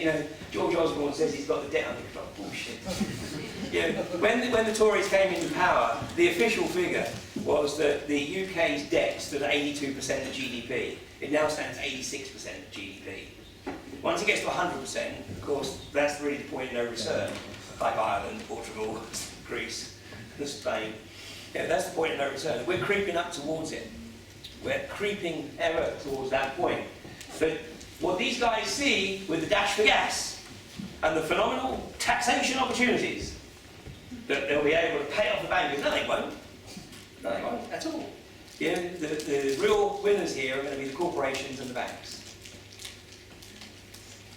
And this is why they're gagging for this rush. And like I said, the real issue here, you never hear the protagonists talk about the water issue. Here's the well. Look at that, the 21 million gallon frack job. 21 million gallons. Hang it was exactly a year ago that we were on the brink of a hosepipe ban. Because we'd had a very, very dry winter, and even right up to, I think, about the middle of May, there was still the risk that as we went into the summer, well, the months that would normally be called summer, there was a threat of a hosepipe ban. And then, of course, we had, you know, the wettest summer on record. But you know what the average consumption for a British resident is? Average water consumption per day. Anybody got any idea at all? 4 gallons? 4 gallons? No. It's based on total consumption of the country divided by the number of people. So it actually runs to about 1,000 gallons a day. 1,000 gallons? Yeah, that's total. That's not just what you use in your house. That's what the country uses, right? Industry and everything else. It's what the country uses divided by the number of people. So the average consumption is about 1,000 gallons a day per person. 1,000 gallons, right? And we, a year ago, were on the brink of a nationwide hosepipe ban. What do you think this is going to do? What do you think this is going to do? I mean, I'm not suggesting every well's going to take 21 million gallons, but let's say it takes an average of 4 million gallons. On a grid of 6 to 8 wells per square mile, with 64% of the country sitting over shale gas. The water is going to become the commodity. Yeah. I mean, this is what's happening in the Midwest. People can, and in Australia now, people cannot drink the water from their wells. They are totally reliant on the oil companies providing them with water. They don't admit liability, of course. Nothing to do with us, but it's just a coincidence that your water's not drinkable and we have to frack your property. But we'll give you some bottled water. And as you'll see in the films Gasland and in Split Estate, you know, there are people who can't grow crops because the soil's contaminated. They can't drink the water. They can't even wash in the water.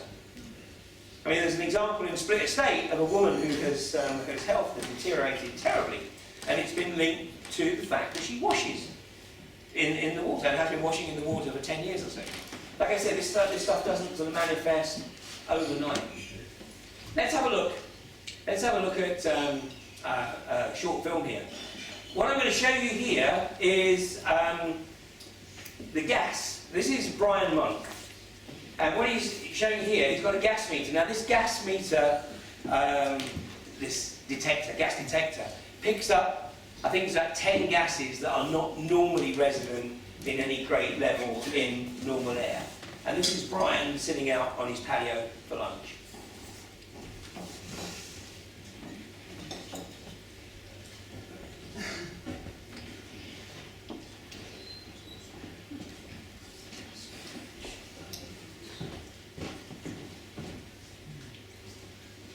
I think it is playing. 10 gases. That's unbelievable. That is actually scary.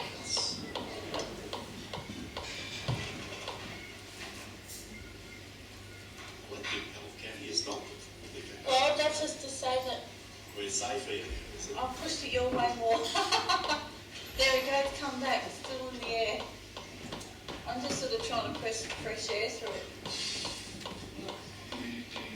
But not from cow farts. Cool. So is this methane only? Ten gases. Is there a list of 10 gases? That's unbelievable. That is actually scary.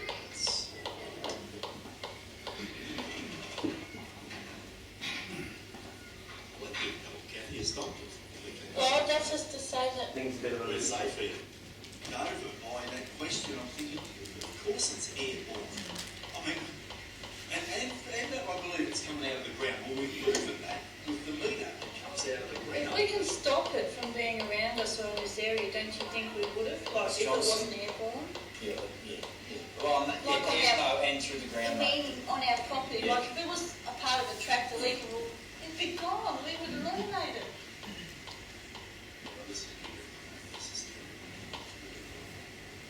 You're saying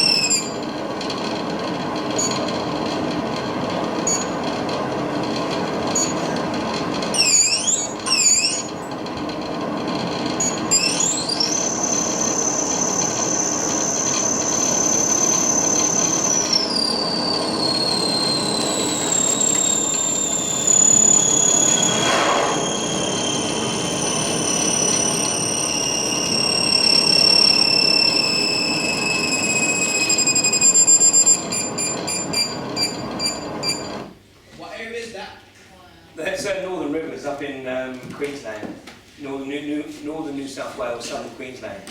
What you do, look, you can't see it, you can't touch it. It's a bit like electromagnetic smog. Now, some people are extremely sensitive to it, others it has no noticeable impact. Probably the most extreme case that I've come across of somebody being affected by electromagnetic smog is the chief executive officer, I think he's still the current chief executive officer, of Gingsters Food. You know Gingsters? Motorway food stuff. He couldn't work out why it was that basically he was suffering from outrageous headaches. Now, obviously he's wealthy enough to be able to employ consultants to do the studies. Anyway, eventually he discovered that he was extremely sensitive to the electromagnetic smog. So today he drives, lives and works in a Faraday cage. Now, not everybody can do that. You know, people have to find ways of dealing with this stuff. But you can't see it, you can't touch it, and you either feel it and don't know what it is, or eventually, you get so fed up with it, you try and sort of nail it down the cause. Here, of course, the industry says, well, you can't see it, you can't touch it, you can't even smell it a lot of the time. But it's there. And if you're breathing this stuff day in, day out, it's like, the asbestos. I mean, in the mines, with the coal dust and pneumoconiosis, hazard of the job. But at least, with the mines, if you went into the mines, I guess that you could argue that at least you knew what you were getting into.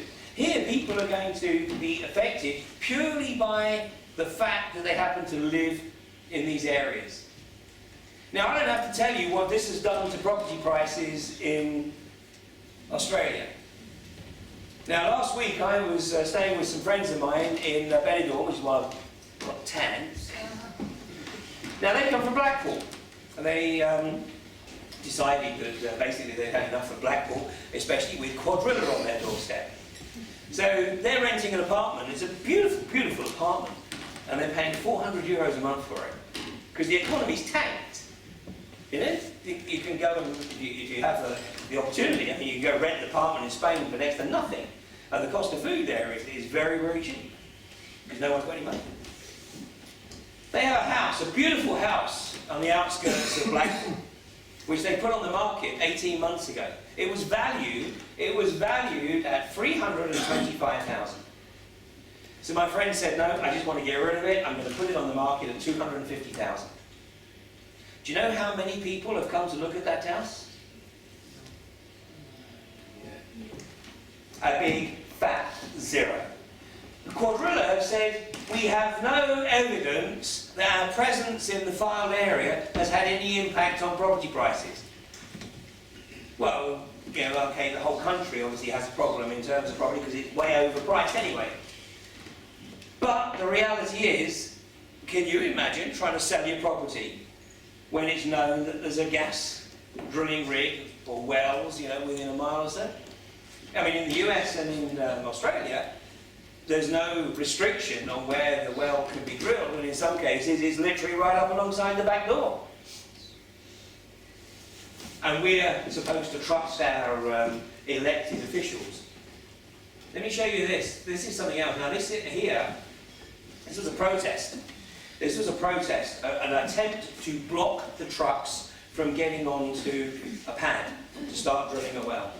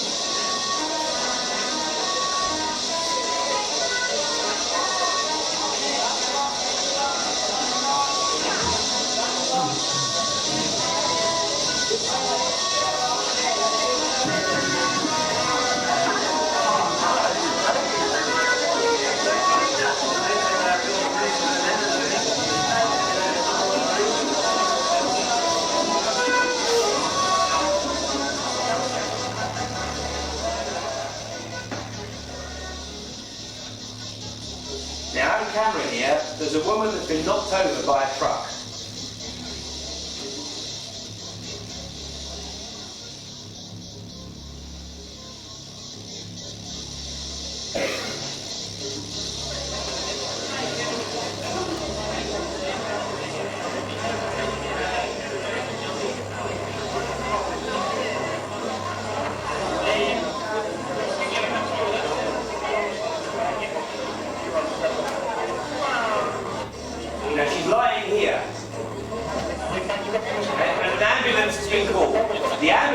now driving along, and the ambulance is waiting just back here.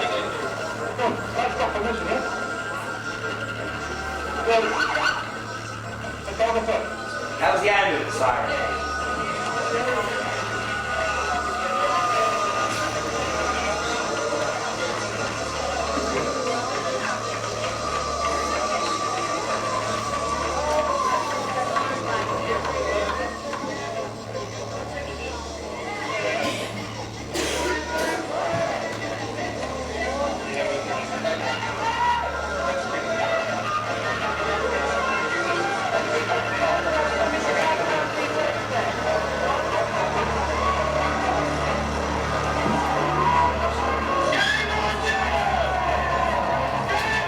Count the number of trucks they let through before they let the ambulance through.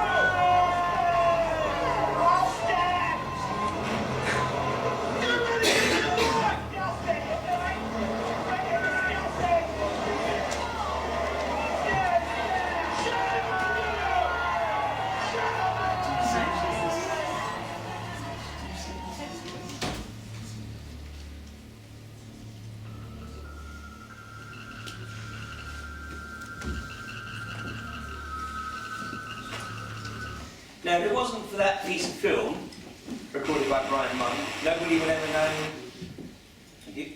Nobody would ever know that that incident had occurred. It's not reported in the media, and the tactic is the same with the police, is the same as was used in the miners' strike here. In other words, the police are from a completely different part of the country. So that you make, because in these areas, the police are basically part of the community. And in fact, what they've started doing in Australia now is making sure that they rotate the police, so they don't leave the police in any of these remote communities for any longer than about 6 months, so that they don't become native, they don't go native. So you see the tactics here, so that when they have this situation, the police are literally the agents of the state. And Julia Gillard, unfortunately, is out of control. She was inserted into the Prime Minister position to do exactly what is going on in Australia. Australia is being turned into the world's mine. Much of it is owned by the Chinese. It's being turned into the world's mine. I predict that within probably 3 or 4 generations, maybe less, maybe I'm being optimistic, but Australia will simply be a string of coastal camps which will literally be providing the sort of the dormitories almost for the people who are working in the interior, doing all the drilling and the mining. The Great Artesian Basin is being sucked dry. The Great Artesian Basin needs 85 billion gallons of water a year just to basically be maintained at the same level.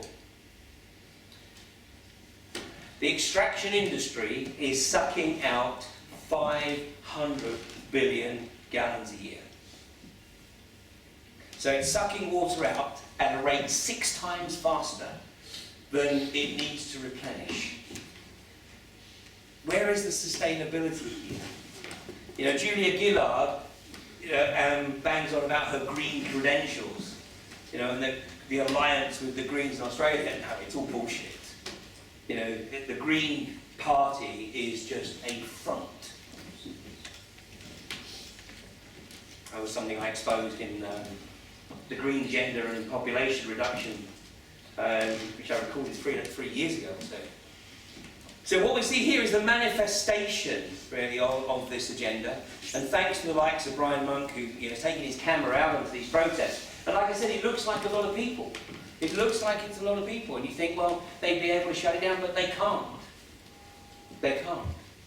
Now, there are parts of Australia where they have been successful in preventing the companies from getting through. Now, it could probably be argued that the companies have decided that maybe the reserves in that area are just not worth all the hassle. But nonetheless, I mean, some of the people in these other parts have taken heart that there have been examples now where Megasco have decided they're just not going to pursue the licence. But, you know, nonetheless, what we've got to do is we've got to reach the point where the opposition, because I'm not an advocate of direct action. There are always other ways. You know, direct action, unfortunately, normally only ends in heartache, grief and pain. We have to actually ensure that it never gets to that. And the way in which we can do that is literally for this to get into the mass consciousness. Now let me show you just some of the stuff that you're going to start seeing in the press. This is from that well-known political commentator. We'll get rid of that first, I think, though. Somehow.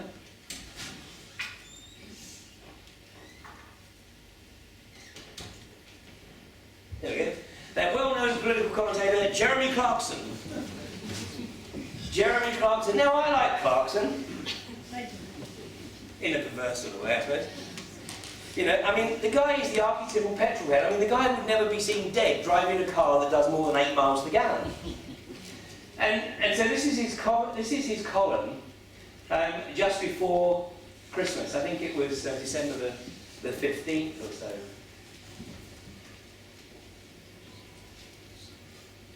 Yes. There we go. Let me just read a bit of this to you. I mean, it's quite amusing in a way. But the reason I read The Sun on a regular basis, and I'm one of the few people who read The Sun, so the reason I read The Sun is because when I read The Sun, I know what 13 million people in this country believe to be the absolute gospel truth. So at least when I read The Sun, I know what my start point is. And Trevor Kavanagh, the real political editor of The Sun, is actually the most powerful political commentator in the country.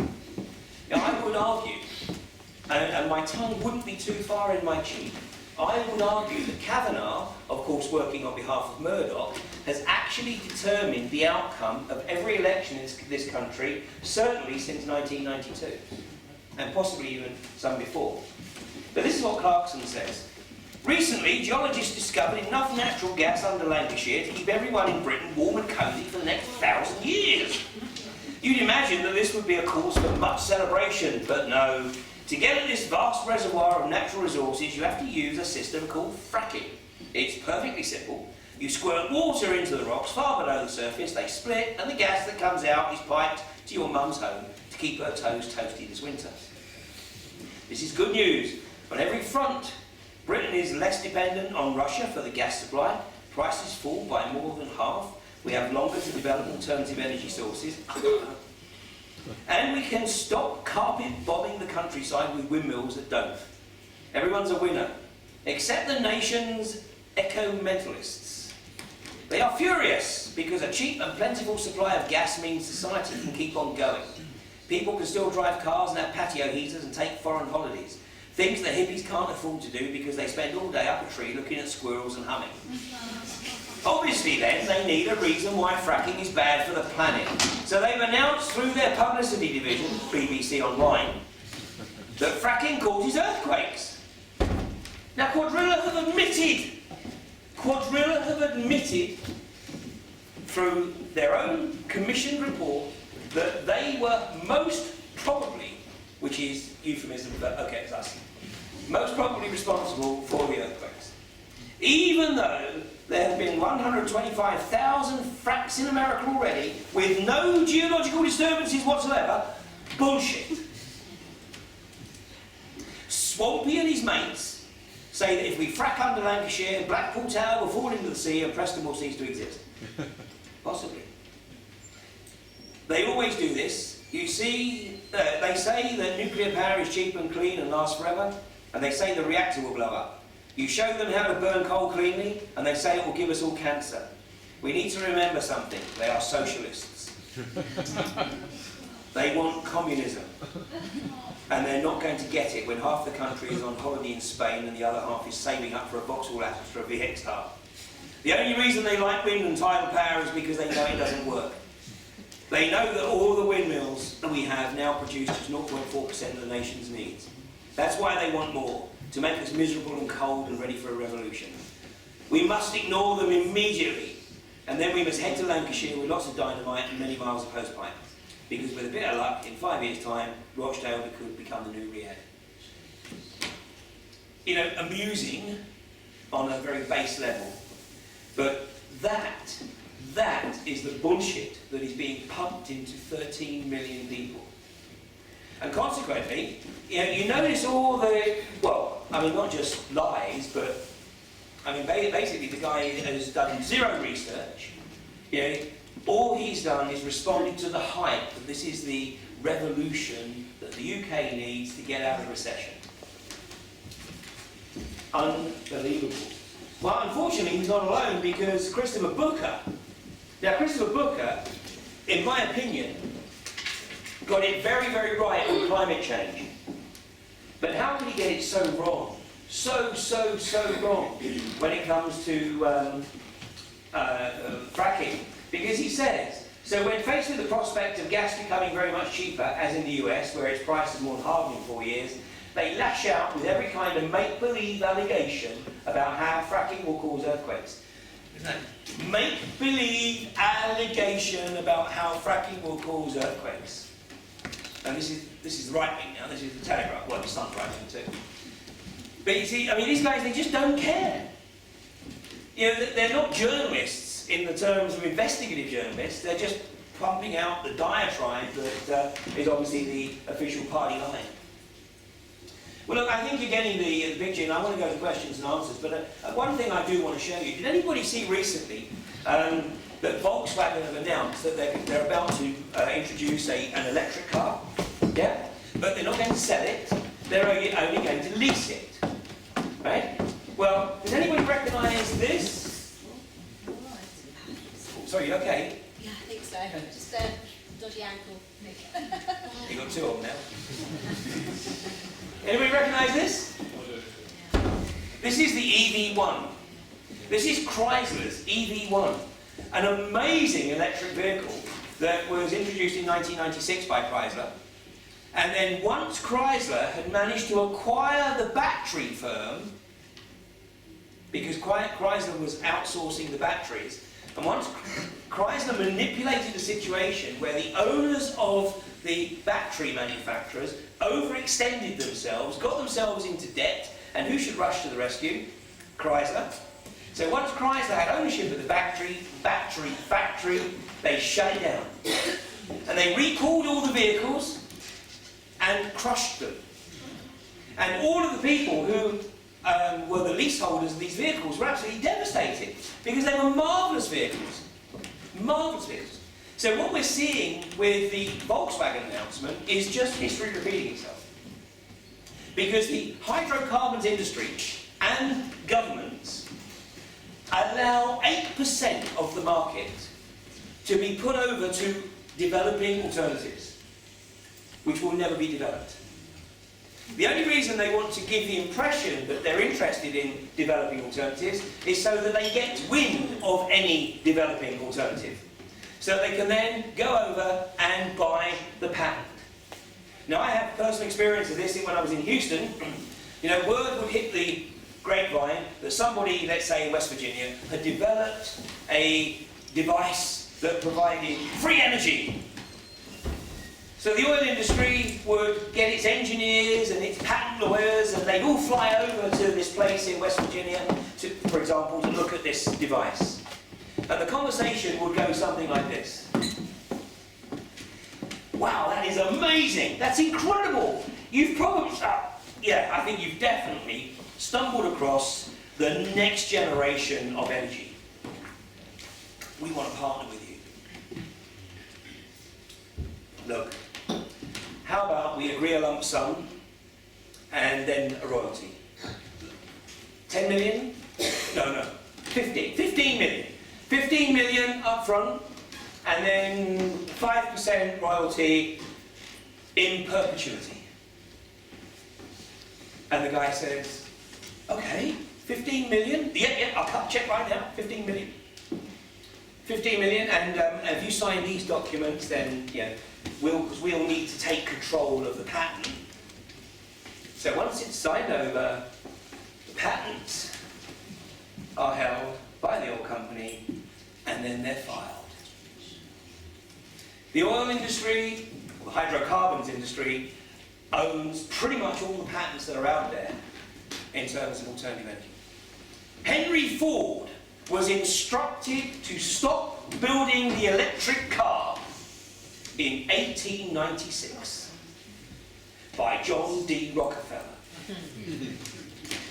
In 1896, there were 2,500 vehicles registered in New York City. Obviously, it's a lot smaller than it is now, and so commutes weren't anything like the distance that people commute today. But of those 2,500 vehicles, 1,800 of them were electric. And there was an infrastructure in place where people could drive from their home into Wall Street or wherever, plug their vehicle in, and then drive it home at night. 1,800 out of 2,500 vehicles electric powered in 1896. John D. Rockefeller, who was obviously pretty much in control of the oil supply in the US, saw the opportunity to control the energy industry by ensuring that the main motive power came from the internal combustion engine.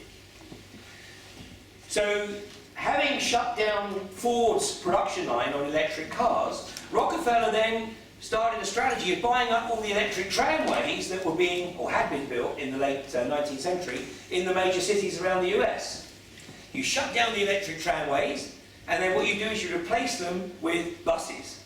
All on the basis that, of course, buses are far more flexible. You know, you can change the routes, etc., etc. And then what would happen is the buses would become less and less and less frequent, and cars would become cheaper and cheaper and cheaper, or the financing for the car would become easier. And so you've got two issues here. You're getting the people into more debt, and you're forcing them to buy your product, oil.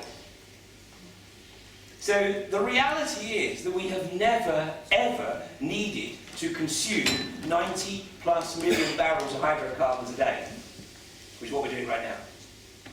Never. And that's why the alternative market is a sham. It's a total sham. Yes, we must find a way to get these alternative energy devices into market. It's going to have to be on the basis of a Tim Berners-Lee type deal, you know, where somebody develops something that's so easy to replicate, and then it's out there on the web in a heartbeat. But you know, watch the opposition that goes into play. 'Cause there was even a device introduced, I think about 25 years ago, and the AA were brought into play to demonise it, saying if you introduce this additive into your fuel, it will destroy your engine. No, it didn't, but people believed it would. And by the way, every vehicle on the road today should be returning over 100 miles a gallon. Because lean burn technology has been around since certainly the mid-70s. But lean burn technology is also suppressed because we have to keep buying fuel at the rate we do, because if every vehicle returned 100 miles a gallon, then we would be buying 2/3 less than we are now. Because the average consumption right now is 35 miles a gallon. In other words, it hasn't changed in 60 years. You look at all the other technology, everything else around us, the technology has developed on a logarithmic basis, except our means of transportation. Okay, before we do the Q&A, I'm going to show you one other example which some of you will be familiar with, of an alternative fuel source. Instead of paying almost $4 for gas, how would you like to run your car on salt water? Now, it may sound crazy, but wait until you see what a local inventor has come up with that could change the world. And as Channel 3's Michael Barra shows us, that's not all he's trying to do. Retired TV station owner and broadcast engineer John Kansas was not looking for an answer to the energy crisis. He was looking for a way to cure cancer. 4 years ago, inspiration struck in the middle of the night.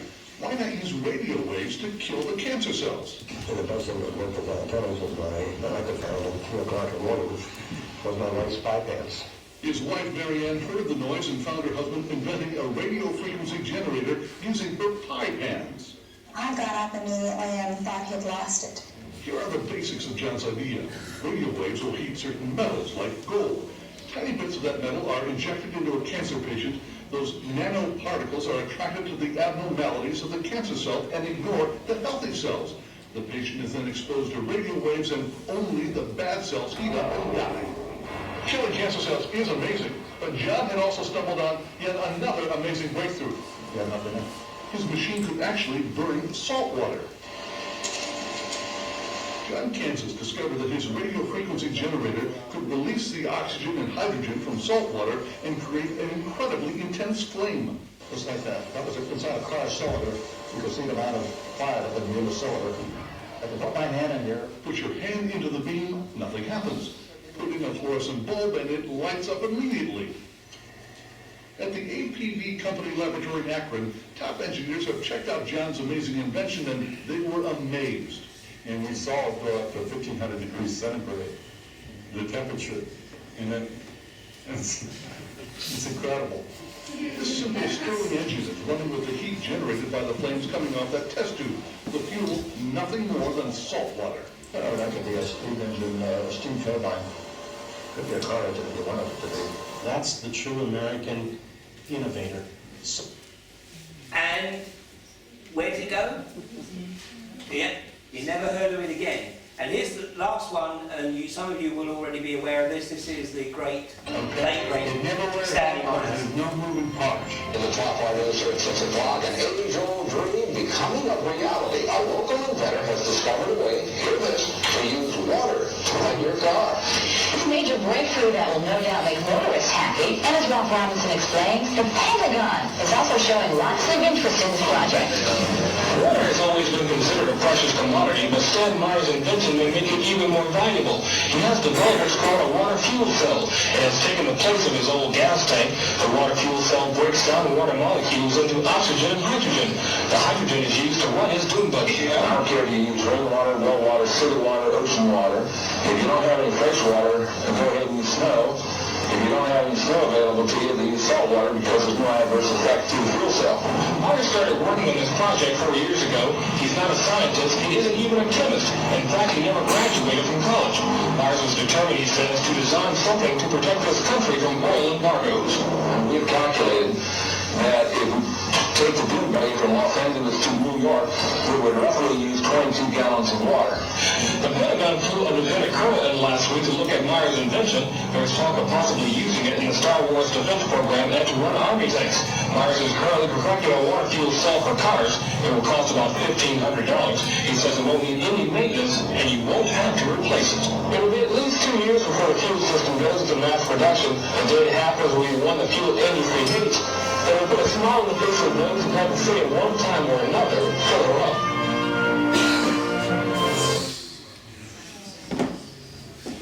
Stanley Myers was sequestered.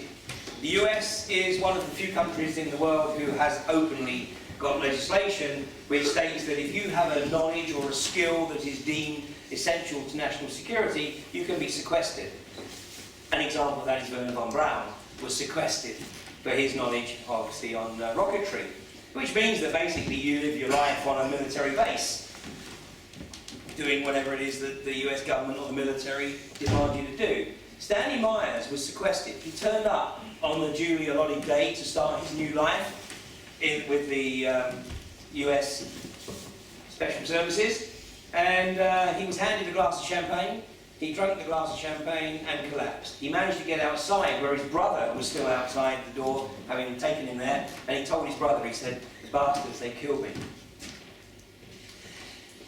As you heard in that report, it would be 3 or 4 years before it goes into mass production. Well, that was only 20 years ago.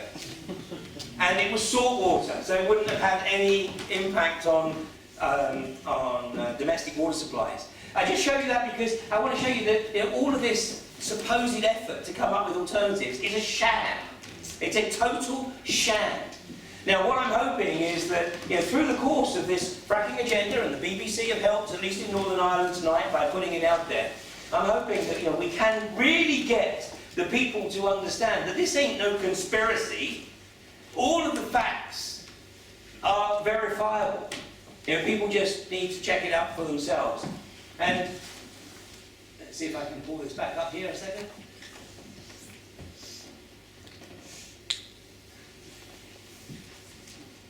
It should be a no-brainer, because the pros for this agenda are, Jeremy Clarkson's wet dream.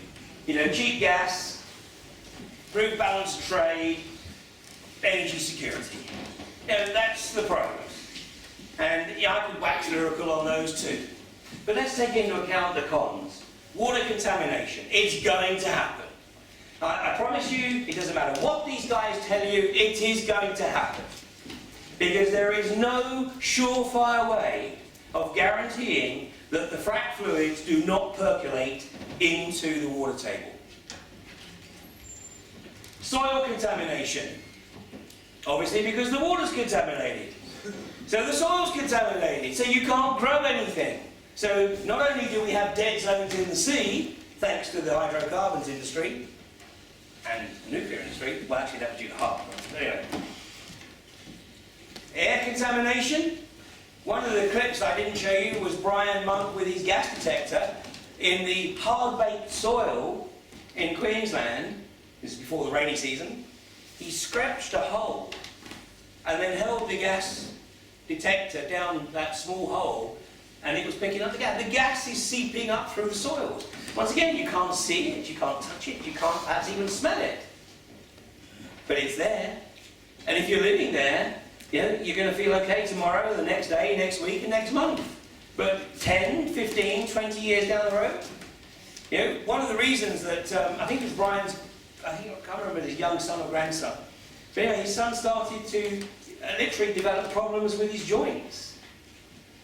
And no doctor was coming up with any solution, and eventually they came to the conclusion that it had to be related to the shit that they were being forced to breathe, to wash in.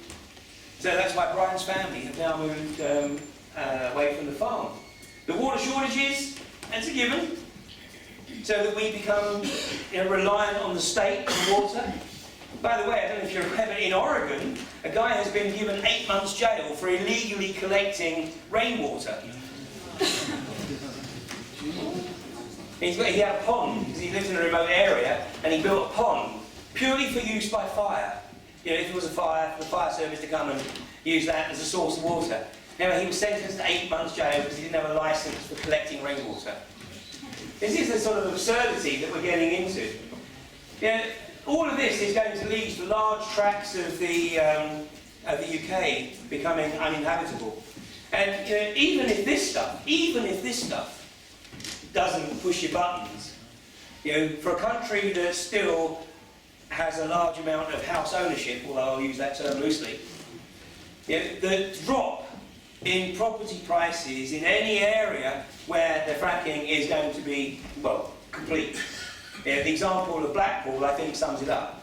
I mean, I know Blackpool is a depressed area right now, but the fact that my friend was prepared to drop his property that was valued at $325 to $250. And let me tell you, if anybody wants to make you an offer of $200, he'd take it.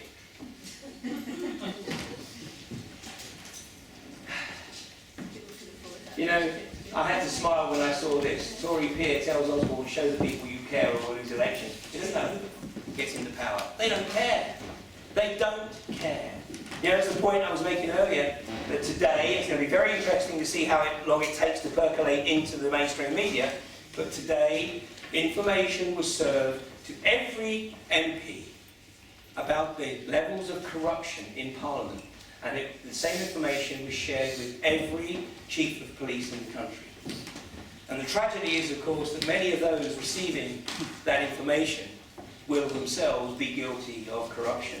You know, these people, they may go into public office with the best of intentions, but unfortunately it doesn't take very long for them to realise that all they've got to do to keep their snout in the trough is play this game and sell their soul. So it should be a no-brainer, but I think we've got a long, long, long way to go. And I think that, you know, what I hope is that over the next few months we go some way to getting this issue into the mass consciousness, because the only acceptable outcome for me is an announcement that there is a moratorium on fracking in this country, and I want to see at least a 10-year moratorium. Yeah. So thank you very much for sharing the evening with me.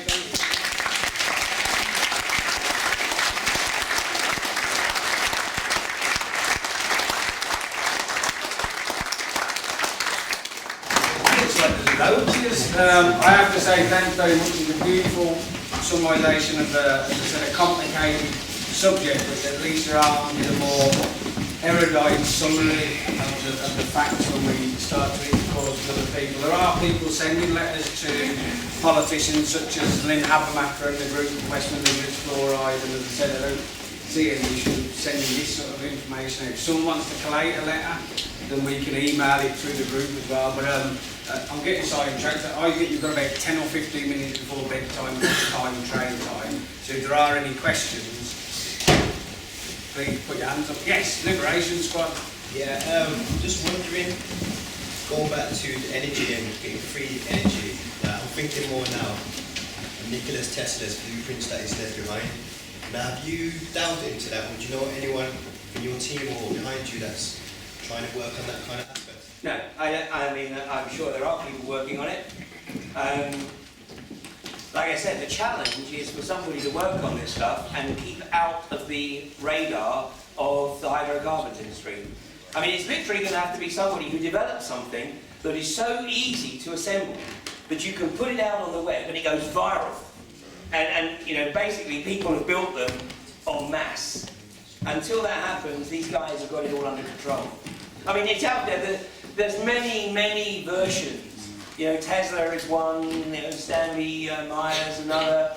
You know, there's many alternatives out there, and they are all suppressed.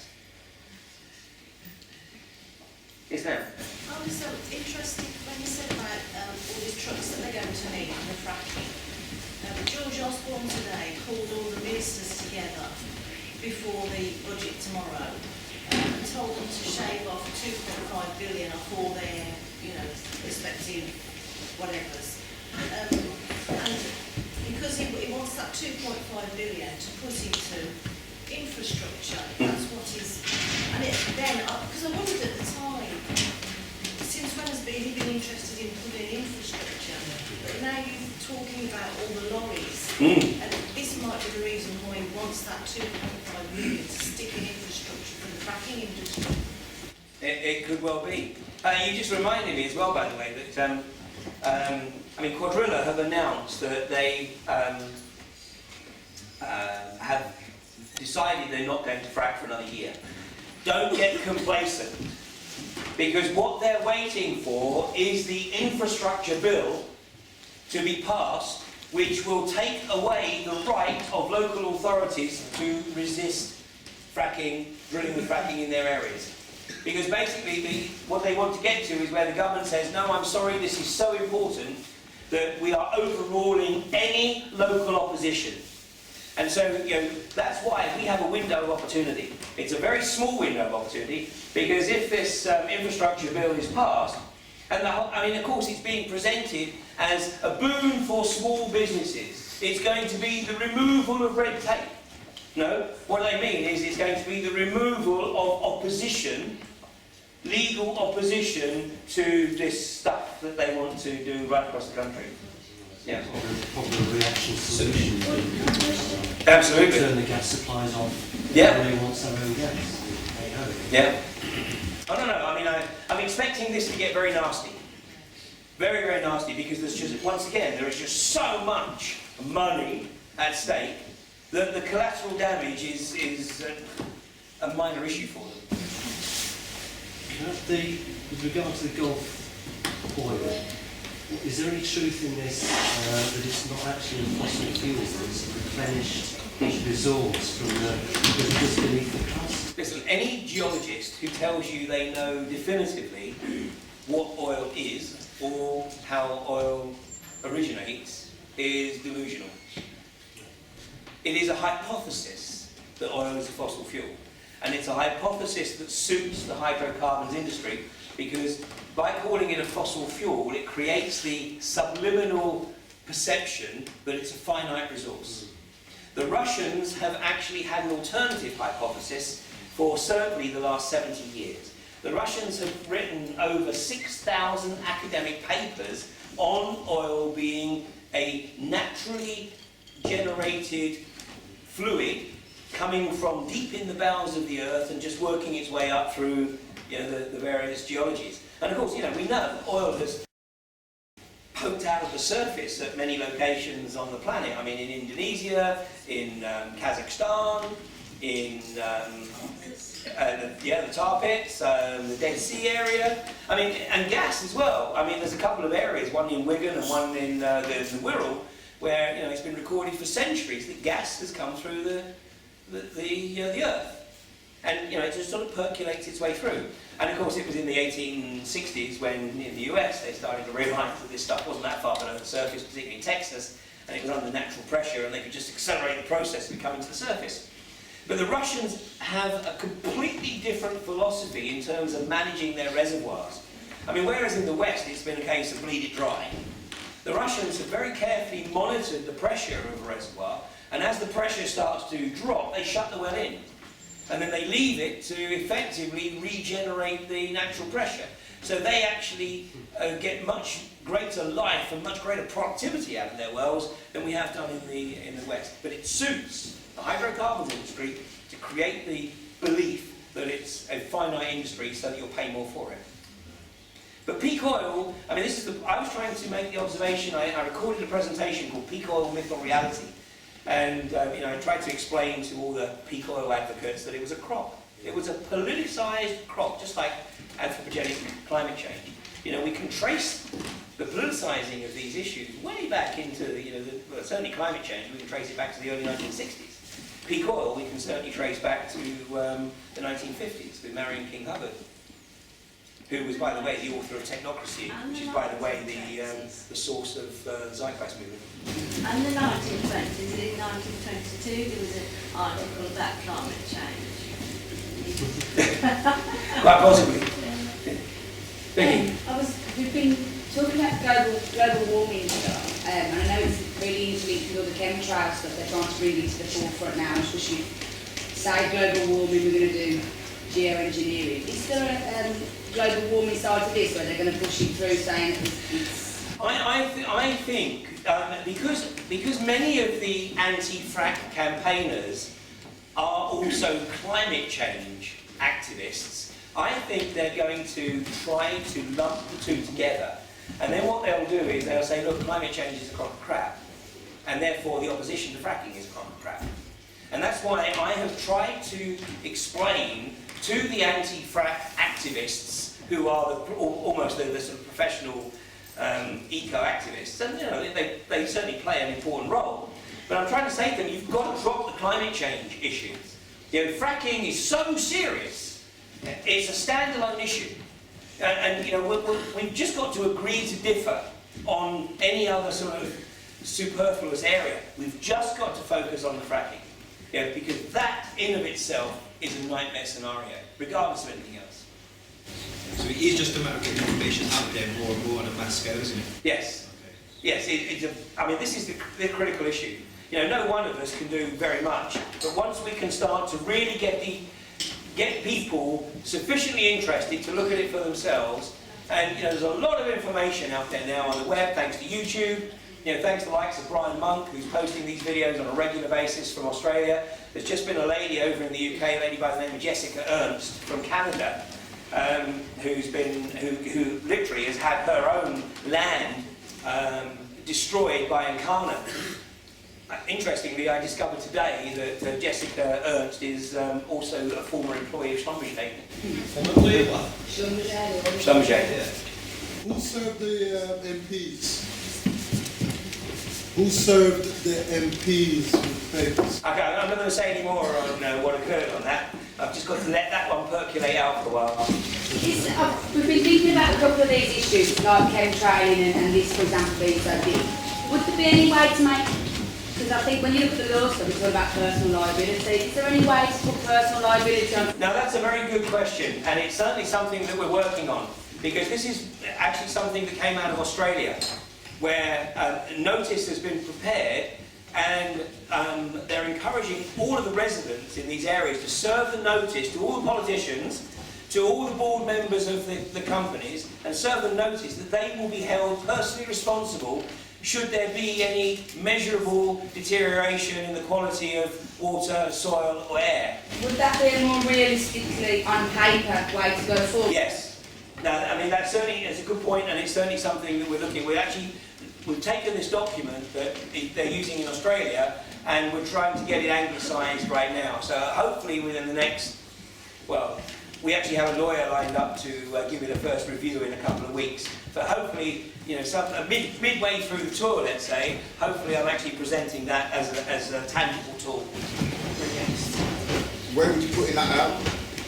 Where would you put in that information out? Well, it'll go out. I mean, it'll go viral. It'll go Facebook. Hello. It'll go out on my newsletters. Maybe we'll just pull this out. I don't know. It'll go viral on my newsletters. I mean, you know, it's one of those things that once we start to get it out there, you know, hopefully people will pick it up and then do something with it. I think last two questions. Yeah, Roger Hayes with BCG, they're trying to develop a thing for every household in 2015 or onwards, you know, as a system. But going back to finance, you know, I'll put you in the break.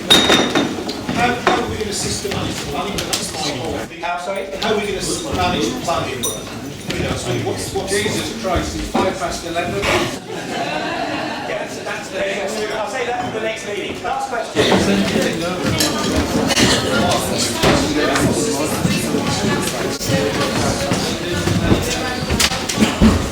Oh, absolutely. Yeah, most definitely.